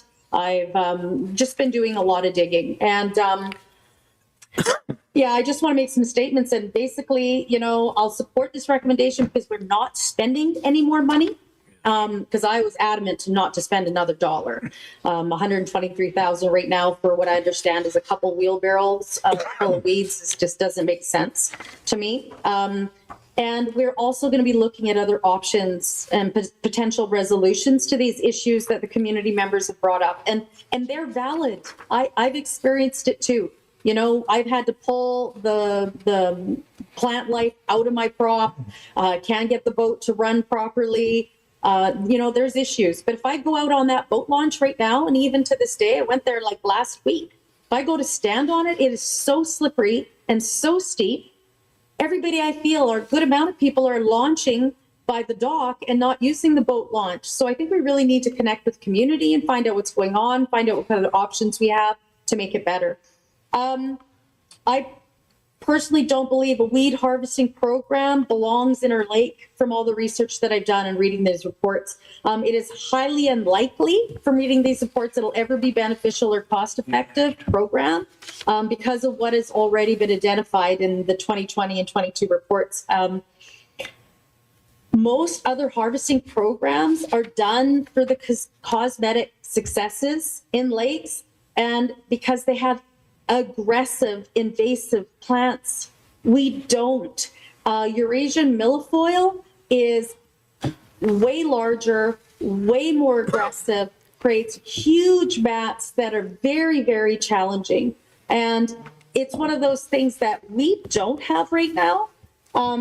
We have native plants that help reduce the phosphorus levels. And according to the reports that were done, we actually increase the risk of letting Eurasian milfoil take over if we continually cut native plants. This is what it's right in the reports that I've read. These native plants help in keeping the water clarity, which is really, really important. And that's why I think we also get that limited effect. And the other really big thing that's been brought up and mentioned, but it's predominant in both these reports that came in 2020 and 2022. They were there for the public to see, they're there for everyone to read, that we have listed species in our lake. A lot of these other lakes don't identify that, but we have blue listed painted turtles. And because of the location and the fact that we have them, it is such a slim possibility that we're going to get provincial or federal levels of government to say, oh, go ahead. Don't worry about what the reports of the biologists say, because once you have a listed species, it's just a game changer. And within the reports, it has the red listed white sturgeon identified for our lake. So I just see that it's just not going to happen. When I looked at these reports, I'm just going to do a quick little spiel to you. So the 2020 report that was given to the council at the time and to the community for review, it says, so we had Western, I think it was Western Water Associates Limited. Thank you, Mr. Maraca. Do both the reports. And it said, for conclusion 2020, Western Water Associates Limited completed an aquatic vegetation harvesting impact assessment for the city of Williams Lake that examines the impacts of aquatic vegetation harvesting in Williams Lake on Western painted turtles and other residential life in the aquatic ecosystem. Because aquatic vegetation in Williams Lake is not comprised of weeds, supports a complex aquatic ecosystem, food web, reduces phosphorus, and improves clarity, recommendations on where aquatic vegetation harvesting should occur are conservative, and mitigation strategies on how to protect the environment are stringent. Aquatic vegetation harvesting in depths of less than 2 meters should never be allowed in the lake. And I think that's where a lot of our community members aren't happy. It's the stuff that's less than 2 meters, but we could never run the weed harvester on there. Just a consideration. And then on the next 2022 report, in the conclusion and recommendation, it states right here, all of the aquatic vegetation species sampled from locations along the entire foreshore of the lake were identified as being native and none were invasive. Management of aquatic vegetation through removal is difficult to maintain and would likely require multiple rounds of harvest to achieve the desired results. The impact to water quality, painted turtles, fish, and other aquatic species during each harvest event would be detrimental to the Williams Lake ecosystem. This is in a report that we have. Aquatic vegetation harvesting is not recommended outside of permitted areas in Williams Lake, and it is not supported by provincial or federal agencies. It says here, the city should work to educate residents who utilize and live along Williams Lake about the importance of native aquatic vegetation species and the many benefits that they provide to the ecosystem. It also states in some of the stuff in the reading that I've done, if you're harvesting, because it's hard for the machinery to actually collect all of the material, you actually can sometimes promote more plant growth because that material now can distribute and go to other areas and start settling and creating more plants. So there's a lot of considerations here, and I feel that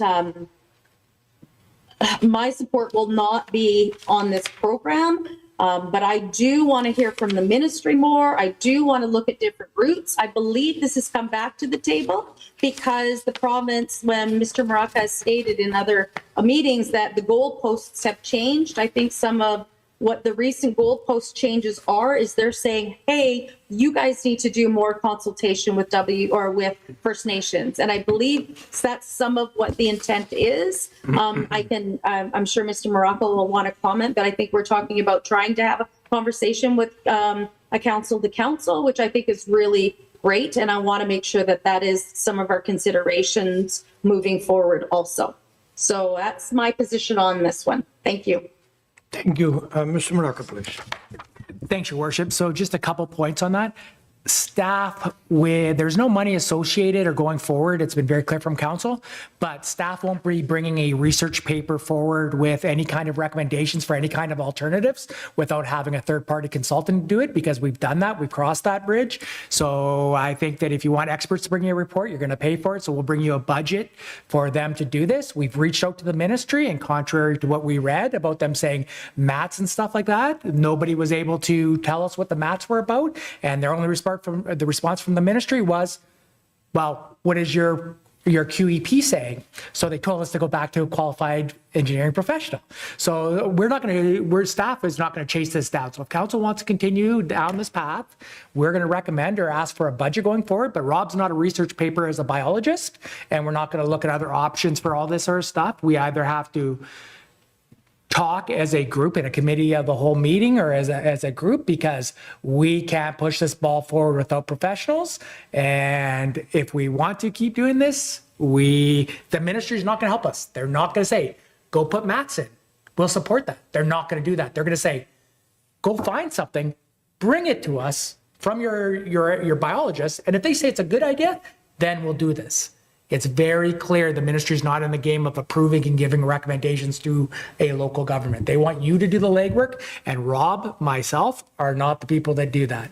All these lakes, including Tabor Lake, all have fish species. They all have turtles and stuff like that. The difference between Williams Lake and all these other places like Shuswap, Calamelca, Okanagan Lake, they balance recreation and habitat. So it's up to council of what they want to do. Is it habitat or it's this way? And when we talk about the Western Water, that was one report by one biologist who actually went on the boat with us, never found a turtle, and was happy with our report and did a follow-up report about what was needed, and basically said, and with the intention, even from the province at that time, of expanding the area. We went out there at that time to prove the area, and we wanted to expand it. Then the people of the province changed, as well as the people at Western Water. The person that wrote that report no longer works for Western Water, so the goalposts completely have changed, and it's just a matter, like, council can mothball this, have it sit there, but we can't proceed with anything else unless you want to put some money to it. The ministry last year said, go put it back in the water, do what you had your original permit for. That was at the highest level. That was at the minister level. WFN had some concerns that we had to mitigate, and basically from the second report that we were going to work towards, but that's where we were at. These were not unachievable, but if we're taking the hardline stance that we're not spending any more money, as far as I'm concerned, staff are putting down their pencils, because we're not researching mats or anything like that, because we're not the professionals. Excellent. I got a Councillor Delaney next, please, then Councillor Nelson. Thank you, Mr. Mayor. Yeah, I mean, the only reason that I supported this at Council of the Whole, because I do believe we need to sell it. We've had multiple staffing reports come back now to say that you should just sell it. It's not going to go anywhere or do anything. My discussion at Council of the Whole was I would support the table if the politicians wanted to go out there and lobby and talk to the ministers and bring the information forward. I am absolutely opposed to staff spending one more hour on this, and I'm not interested in spending any more money on it. I thank Mr. Morocco for his comments and for clarifying. And as this is written, the motion is written, I will not be supporting it. My understanding was it was going to be the politicians. We're going to use UBCM to corner a minister or use the contacts that we had to be able to get some traction and bring the information forward and potentially have, you know, conversation with WLFN, but do the work at the political level, not involving staff or any more money to do reports. So I'm not in favor of this recommendation. Thank you. Thank you. Mr. Maraca, then Councilor Nelson. Sorry, Your Worship, I just want to add one thing, that prior to me coming to Williams Lake, there was a harvesting program for the city of Williams Lake. We had a sickle mower that went on a back of a boat where staff went around and cut all the weeds with this sickle, same sort of technology, all around the boat launch, all around the beach, everything.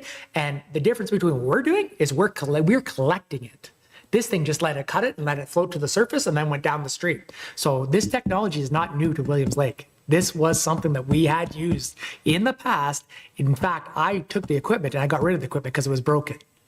So this is not new to the city of Williams Lake, by the way. It was harvested before. Correct. Councilor Nelson. Well, that was going to be my point. That in actual fact, we used to just cut the weeds and leave them in the lake. What this new harvester does is actually goes down 4 feet, trims it, pulls the weeds out, and then we go to shore and dump them out. I think it's a smart way to do it. Many other communities have used the machine very similar to this. I'll be supporting the recommendation, and to assist my colleagues, I'll remove staff and put the politicians be requested to do the work on this, because this is a bit of a compromise. I think that was the wording that my colleague suggested, and so I'll make that as an amendment, that the politicians be inserted instead of staff, and that the politicians take the lead on this and see what we can do. I know we had some great successes with what was his name, the NDP guy. He was a great guy. Colin. Nathan Collin. He, the mayor managed to lasso him and get him down to our table, and we told him the whole story, and he said, "I got it. It makes sense. I'll give you guys a helping hand." And he did. He put the message down, and unfortunately, like earlier on, policies aren't always followed by what the same process is what's going to be done. So I think if we give this a bit of a chance to work through on the political level, we may hit some successes. I support cleaning the lake up. Mr. Mayor, I would second the amendment to the motion if that's what Councillor Nelson is putting on the floor, because I will support it as a political versus staff. That's what I said in Council of the Whole. That's a good point you people raised. I think Councillor Flash Fuller, we are almost, I'm thinking to cancel all the committee of the whole meeting now on, because we are doing all the laundry we did last week. There's no sense spending 2 hours in the committee of the whole, then spending the same, making the same argument in the council chamber. Please, Councillor Councillor Flash Fuller, then Councillor Wayne, please. Thank you, Your Worship. I just wanted to gain clarity from Mr. Maraca then on the fact that he stated that staff has already reached out and not going to get information. So the second part of this resolution, that staff be directed to prepare a report with other management options recommended by the Ministry of Waterlands Resource Stewardship to improve Scout Island boat launch and swimming area for council's consideration, is not going to happen. Is that what you're stating? That recommendation's already null and void? Mr. Maraca, please. So I'll just read you the response we did get from the provincial government. Good morning, Rob. Good to hear from you. Thanks for reaching out. After a brief search, I believe you're referring to the mats referenced in the Tribune article. I am unfamiliar with the utilization of mats in the aquatic environment myself, and I'm not sure if anyone in authorizations would have any direct experience with their implementation either. But in any case, if you were to seek an authorization to implement this approach, or any approach within the aquatic environment for that matter, we would rely on the information and explanations provided by your qualified environmental professional, QP, to provide our understanding of the methodology and the risks and considerations. The information provided by your QP would then also be reviewed by our habitat biologists, who would be more familiar with utilization of these mats, etc. That was basically it. That's it in a nutshell. So basically, we're back to where we were. What is the date? This was, when was this, Rob? This was May 2nd. So we're back to where we were 8 years ago. Get a QP. So we've made no progress. Okay, thank you, Mr. Maraca. I appreciate that. And if that's the fact, that was one of the things that allowed me to support this recommendation. I know Councillor Delaney has other thoughts, but myself, I am not interested in a weed harvesting program for our lake. From everything that I have researched, read, I'm sorry, I'm not. So if the second part of this recommendation is already done, from the response that I was not aware of at this point, I'm not in support of parking it either. I'm in support of selling it. So we'll see how this goes, and then I'll make a subsequent recommendation to sell the weed harvester. Thank you. Councillor Bain, please. Thank you, Your Worship. I am going to be supporting this motion for politicians to go forward on this. I think selling it before you've actually looked at other options, and unlike the mats, which I actually don't think would go forth because I think it would affect from everything I saw, it looks like it'll actually go down and kill the weeds, which would not be okay with the turtle people. So I feel like that I cannot see that being an option from everything I read. But I did see other things about pellets. I've been talking to people about the even putting bumps on the one of my patients said maybe putting bumps on the treacherous boat launch, doing some, and I saw some other pellets which I tried Googling whether or not it was safe for turtles, and they said it's not food for turtles. It was quite the thing. But anyway, I think there is things we can look at, and I'm quite happy to look at options and approach ministries and to see what the options are, even with environmental people, before we spend any money. I am not saying we need to spend money, but I am saying let's defer, because selling the cart before the horse, like selling something that we have in hand before we have explored other options, when that's just my Google search on what can be done. I mean, and I'm not a biologist, but I do have some friends that are, so I can reach out and I will see if I can find out information on my own time as a politician and follow up before we sell it. And this is not, it is not asking for a monetary amount with it. So I don't understand why that's a problem. We're deferring it. We'll consult with the WFN, our First Nations neighbor. I just think there's things we can do politically before it has to be sold. My adjunct to that, this is not a lot of money. I don't know where you think we're spending this money on. We're talking like 20, 30,000. Like, it's a drop in a bucket for what you think we're gonna get. Like, it's not worth the sale right now until we've looked at other options. I think it's actually quite ludicrous, but anyway. I think there's nobody, I'll have a kick on the can. When this harvester was purchased, according to the report, $30,000 was spent on it. And after so many years, if somebody going to tell me they can get $30,000 back on that, I had my doubts. You'll be lucky to get $20,000, $25,000. But once you sell it, it's a done. No more come back. My second point is, this council been in power for the last, 30 months, few days over 30 months. Can somebody tell me one thing came to this council's table, politically was not resolved? I stand to be corrected. This council done excellent job. If we could, last year during the UBCM, thank you to Councillor Nelson, you always give me the credit. I'm council's spokesperson, I'm council's representative. Yes, I dragged the minister, but less than 20 minutes, we got the permission. Didn't even took a 20 minutes. Am I correct or wrong? Help me, please. And on the table, we surrounded him from every which way, and we got the permission. Too bad, election was called, and the particular minister couldn't make it back, and I honestly wish the minister was back on the table. In one phone call would have resolved all this. So it's up to the council. I'll support the last kick on the can. Let's go do political lobbying.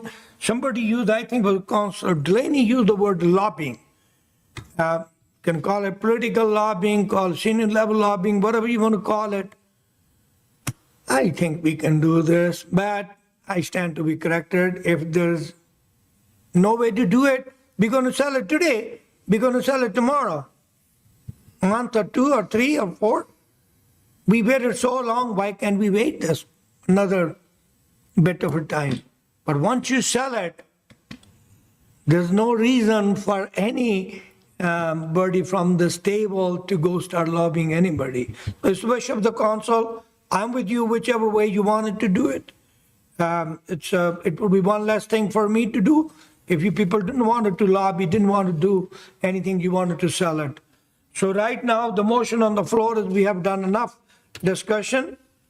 Like I said, we are spending twice as much time we did it on the committee of the whole.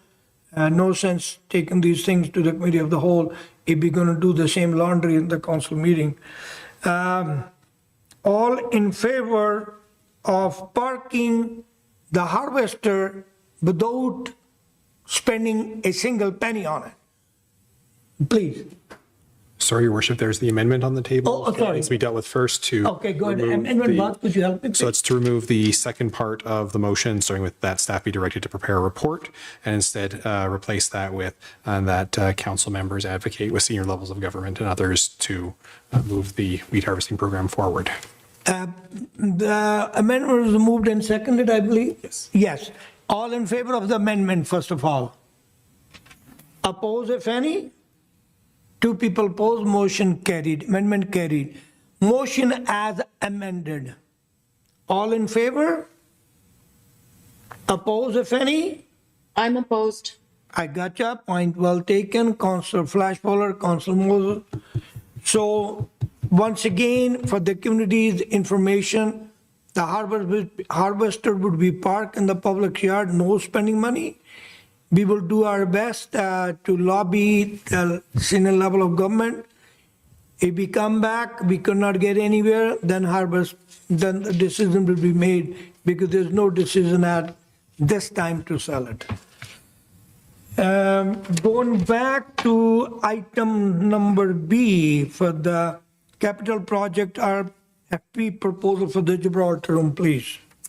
Your Worship, so with council making the decision on the item D3, yeah. this item is no longer, No no longer. resolution is required unless council wants to discuss it, but no resolution. No, is no now resolution required. So basically, the staff will do their best to do whatever we can and then proceed.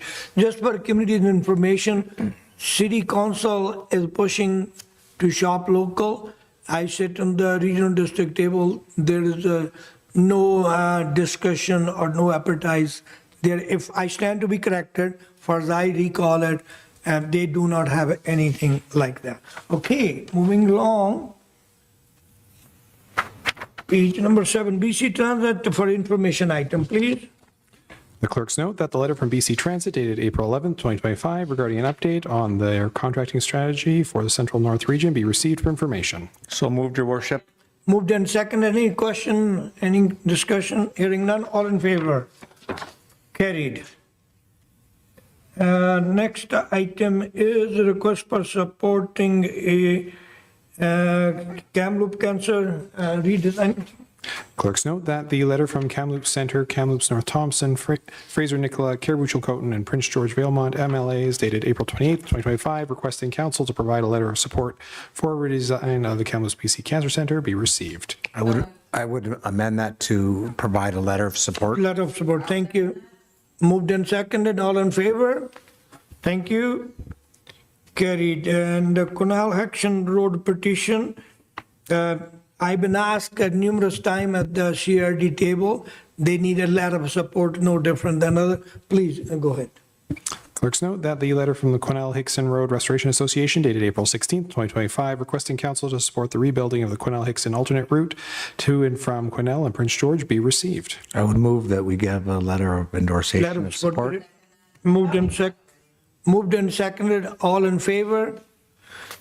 Thank you. Well, council have given me the go ahead, but these kind of letters, I thought it was important stuff. And when we had, yeah. So we'll do it again. No problem. Support for William Lake Curling Club Green Municipal Fund. Clerks note that pursuant to the request of the Williams Lake Curling Club in their letter dated April 15th, 2025, council provide a letter in support of their application to the Federation of Canadian Municipalities Green Municipal Fund Program for funding towards the club's GHG reductions feasibility study. So moved. Moved and seconded. Letter of support be written. All in favor? carried. Oppose if any? Nobody opposed. Thank you. Next item is the response letter to city victim impact statement and bail reform. Clerks note that the response letter from the BC Prosecution Service and Ministry of Attorney General dated May 1st, 2025 regarding victim impact statements and bail reform be received for information. I need letter to receive. Moved and seconded. Council Nelson. Thank you, Worship. Council has a file a foot high dealing specifically with the bail reform and dealing with impact statements and the impacts that it's got on our communities and the impacts that it has on individuals. We've put pressure on the judicial system, specifically on the BC Prosecution Service. And so I just need to say this publicly because it's in their letter. And we have written letters of impacts with prolific offenders that are continuously put into jail and released. And when we talk about prolific offenders, I'm not talking about the kid that stole the chocolate bar. I'm talking about guys who got 200 and 300 charges and they're let back out onto the streets with minimum bail sentences, and the reoffending is probably, I think the last report we had was about 33% don't even pay any attention and go do their own things. And what Crown said is that while Crown Counsel may take a position on bail, it is the judge who will order whether an accused should be detained or released on bail, and if released, on what conditions. Thank you. Appreciate it. Anybody else? Hearing none, all in favor? Thank you. And the next item is proclamation and lighting request. Clerks note that pursuant to the request of the Williams Lake Royal Purple and their letter dated May 1st, 2025, the week of May 18th to 24th, 2025 be proclaimed as Royal Purple Week in the city of Williams Lake pursuant to city policy, and that the lights of City Hall be changed to purple during this time. So moved. Moved and seconded. Councillor Nelson, Councillor Lyon, all in favor? Oppose if any? Carried. And last, the second item, City Hall lighting request, blue. The recommendation that pursuant to the request of Brenda McAllister dated April 30th, 2025, the lights of City Hall be changed to blue for a week or more in June 2025 for Deaf Blind Awareness Month. So moved. Moved and seconded. Councillor Payne, Councillor Nelson, all in favor? Carried. Item next is council information package. Second. Moved and seconded. There's an item, please read it, like the car club is on May 25th. There's other road closures and stuff under your authority as you have given to them. They have provided that all this information are for you. Moved and seconded, all in favor? Oppose if any? Carried. CO's update, sir. Thank you, Your Worship. So quickly from Finance, the 2025 tax notices were printed and sent this week, so I'm sure everybody's excited about that. From the complex, and from Public Works, there is a disc golf tournament that's happening this weekend that they're preparing for. It is, and I'm sure Councillor Delaney will jump in here if I'm making a mistake, it is a Level C disc golf tournament, and it's the first sanctioned tournament for the City of Williams Lake and the Caribou Disc Golf Club. For development services, engagement opportunities on the OCP project were well attended, and the consultants and city staff received some good feedback, and those efforts continue to go on. The consultant now has those, and they're working on it from their offices, and we hope to have something in draft format for council. Williams Lake Fire Department, well, aside from what they were busy with yesterday, they have been assisting with BC Wildfire Services controlled burns throughout last week, and over the past weekend, burns took place in the White Road, Fox Mountain, and Bond Lake areas for the city of Williams Lake. And one of the things that was well attended, and I think that it's great, and we'll be doing it annually, was Protective Services, in coordination with numerous other departments, hosted the first City of Williams Lake volunteer appreciation lunch on April 30th, and I think it was a big success, and everybody enjoyed it, and I think that it will only get bigger as we go forward. And sorry for interruption, you said we're going to make it annual event for the barbecue? Yeah, I think that next year, because we just absorbed it into our operating costs and stuff like that, and as we get bigger and better, we're gonna have to start putting in a budget for it, but it's money well spent when we're talking about where we are with volunteerism and stuff like that, and recognizing how many volunteers, and even when we talked about some of the people that were out there that weren't able to attend, you don't realize how many people do volunteer their time in the city of Williams Lake, and it's actually something we should be proud of. So Public Works their students have started, and they are starting to get ready to plant the gardens, do the weeding, and do the maintenance, and everybody can see how good the Y looks, and hopefully Rob can grow grass before 2027. Good job. Then that's it, Your Worship. Any update on the 4th Avenue? How's it coming? So 4th Avenue, you can see the concrete went in, and basically now we're just waiting for them to come in there and mill up the road and do the paving. So it's scheduled, it'll be done, as well as the line painting. We hope to have all that stuff done before Stampede weekend. Excellent. Councilor Nelson.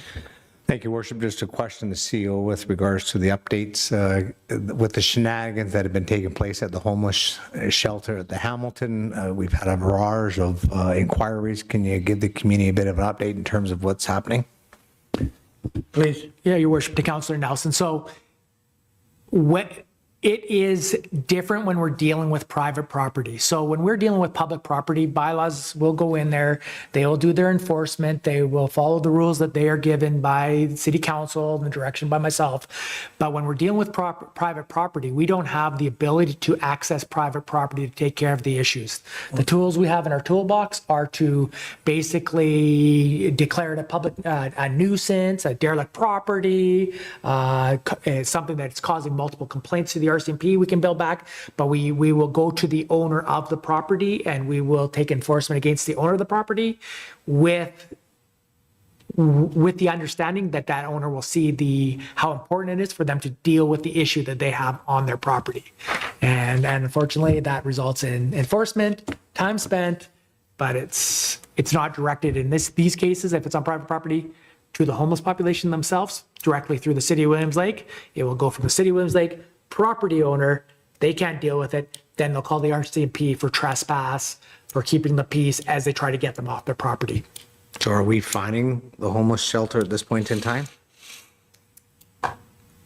We are taking enforcement action with the property owners. I shouldn't be getting into any kind of discussions about enforcement or what we're taking, but we will be taking the appropriate actions against any private property that does not maintain their property in good standing condition and when it affects the quality of life of the neighborhood. Thank you. Last item was approved under the agenda. I got to tell you the background. I left Sunday on 10ish from here. I spent more time reading, checking the messages post between Gary, Mr. Maraca, and Councilor Nelson, and the email flying back and forth. Thank you very much, keeping up to date.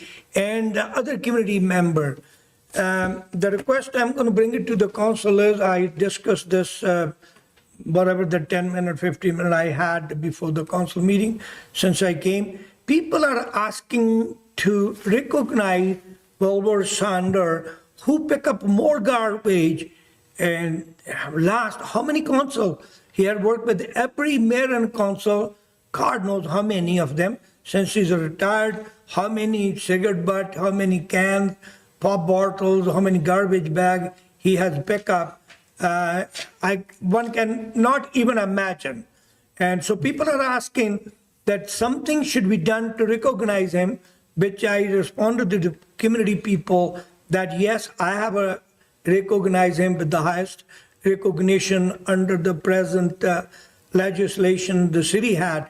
But the people said, why can't we, not one, not two, tens of them, they said, why can't we recognize him having a kind of a bench with the plaque of his name in the Scott Island Nature center somewhere. So after discussion with the staff, my request to the council is that the staff be asked to bring a report back or something.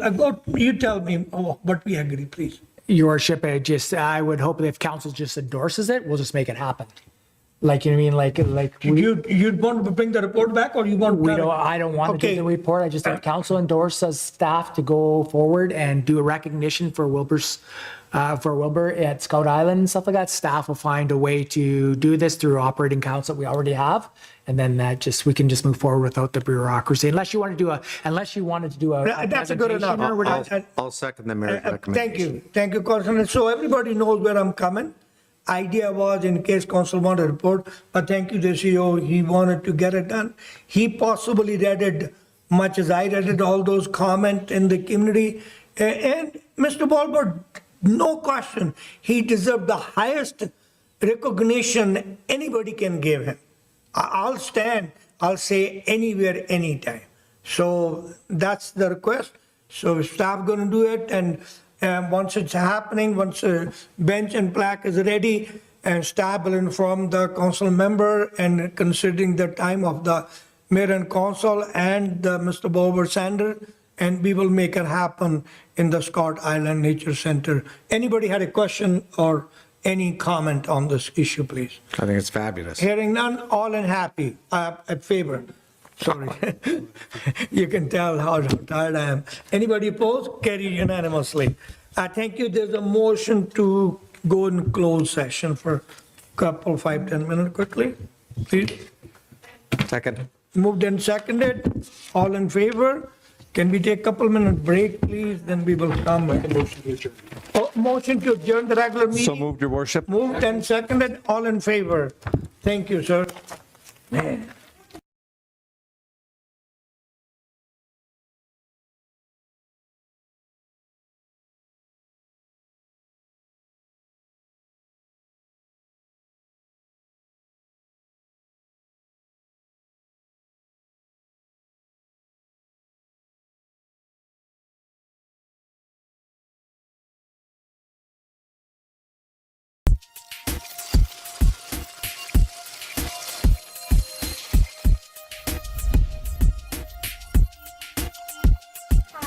Colleen, and we are at the plant sale in Williams Lake for Girl Guides. We planted these seeds to see how they turned out. The Y ones were from space, and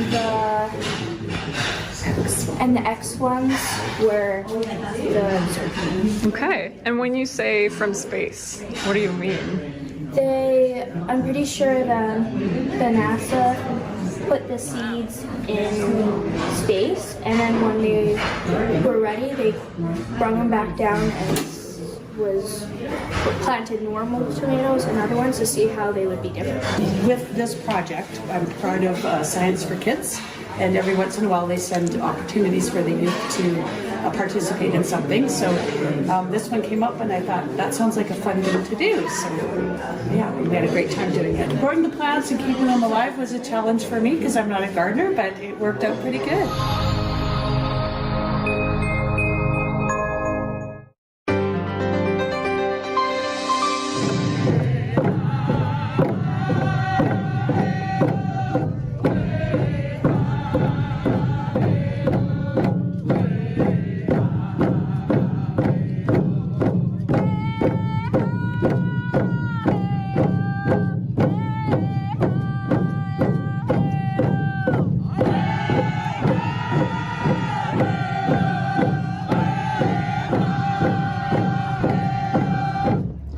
Each year on May the 5th, we observe Red Dress Day, a national day of awareness in missing and murdered Indigenous women and girls. We remember, mourn, and honor them. We are disproportionately experiencing gender-based violence, and that's not okay. We keep working to bring awareness to these issues. That's what this day is about. Together we will continue to uphold accountability and action so that every Indigenous person is safe. As I say this, I mentioned that we have many missing young men, and I pray they are found.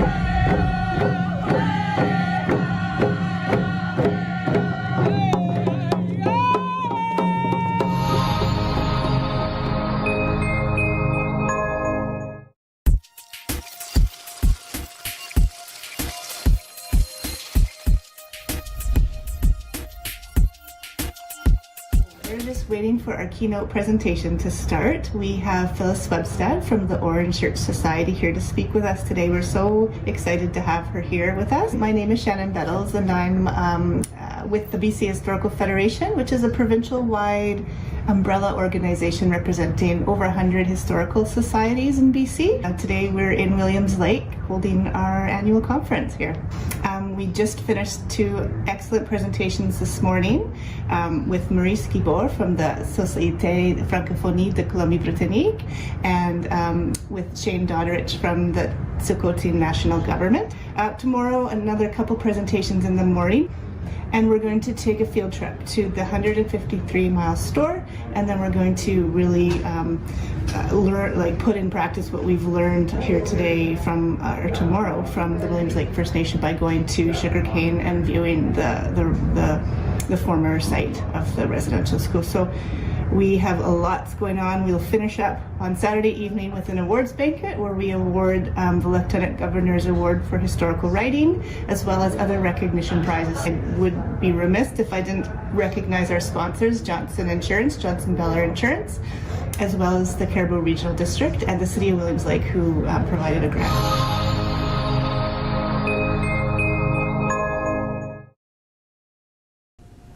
Today our show encapsulates what it's all about. All of our region, Prince George included, but surrounding areas. We're going to stop in Williams Lake. We're going to stop in Mackenzie. And we're going to do some scotch right here in Prince George. What more do you want? It's the Friday show that keeps delivering the fun. All that and more coming up on CKPG Today.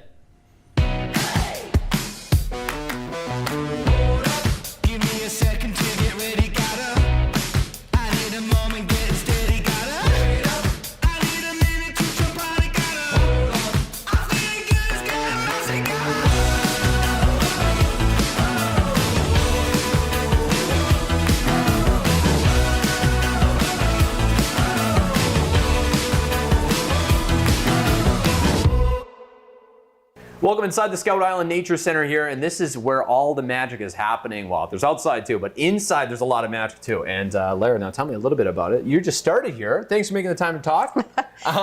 Trial by fire. What have you learned so far?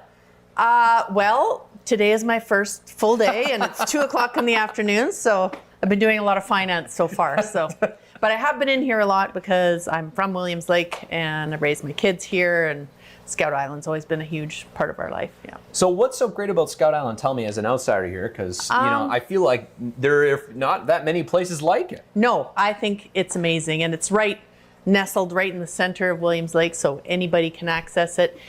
Scout Island Nature Center is a trail system on an island with a nature house and a caretaker home. It's owned by BC Nature Trust and managed by the Williams Lake Field Naturalists, which is a volunteer organization, and the City of Williams Lake. Wow, yeah, awesome. They manage it together, and then I'm managing Scout Island Nature Center. There you go. Yeah. You're the person. So when you look around this place, there's a lot to take in, whether it's the spiders or the caribou, and this, what is this skull? This is a muskox. It must have been donated. I don't remember it being here last time I was here, but yeah, it's pretty cool. It's great that the kids have so many hands-on things that they can check out and see up close. Yeah, so yeah, there's salmon fry, there's a bat cave, there's educational to the max, I would say, is probably the best way you to can frame it. look up and close personal with a lot of the birds that you might see here at Scout Island. We have a ocean tank, and there's newts, there's fish, there's frogs. We even got a turtle in the back. You even got a turtle? Yes. Should we go see him? Sure, yeah. The mandate of Scout Island is nature viewing, conservation, and nature education programs. So, okay, well, let's go get educated with the turtle. All right. This is Willie the turtle? This is Willie the painted turtle. Yes, we have a natural population here at this end of the lake. So it's turtles, they live in Williams Lake. I know. We actually rehabbed one, and I don't know if Willie is the one that got rehabbed. He got run over, and the woman who was the manager before me, her husband was a vet, and they nursed him back and glued him up, and I believe he got released. So. Okay, now we got a treat for Willie today. We got a mealworm here from our mealworm tank. Yes, he also likes earthworms. Okay. But I don't know when he was fed last. So. Okay, well, we'll see here. We'll see. We'll see if he likes eating in front of the camera. Come on, Willie. Oh, I saw him look at it. Yep. He's looking at me, though. Maybe? No. He might be shy, although a little shy. they do eat more in the spring, not a lot in the winter when they're supposed to be sleeping. Look at Willie the baby turtle. Oh, he saw it. Oh, here he goes. I think Willie's hungry. I'm sorry, I won't talk loud. I don't want to scare you. he noticed you were watching him. He noticed I was watching. Yeah. Maybe he's like me. He doesn't want people watching him eat. Maybe he's giving you the stink eye. Will he do it? Oh, the mule, it the fell muleworm off. got away. I know. It fell off the side. And he's looking at me like, He'll you shouldn't find have it. done that. Yeah, you'll he'll find find it, Willie. Don't worry. Okay, well, I feel like the best way to wrap this up here is maybe on one of the trails. What do you say about that? Yeah, sure. Let's go check one out. All right, why not?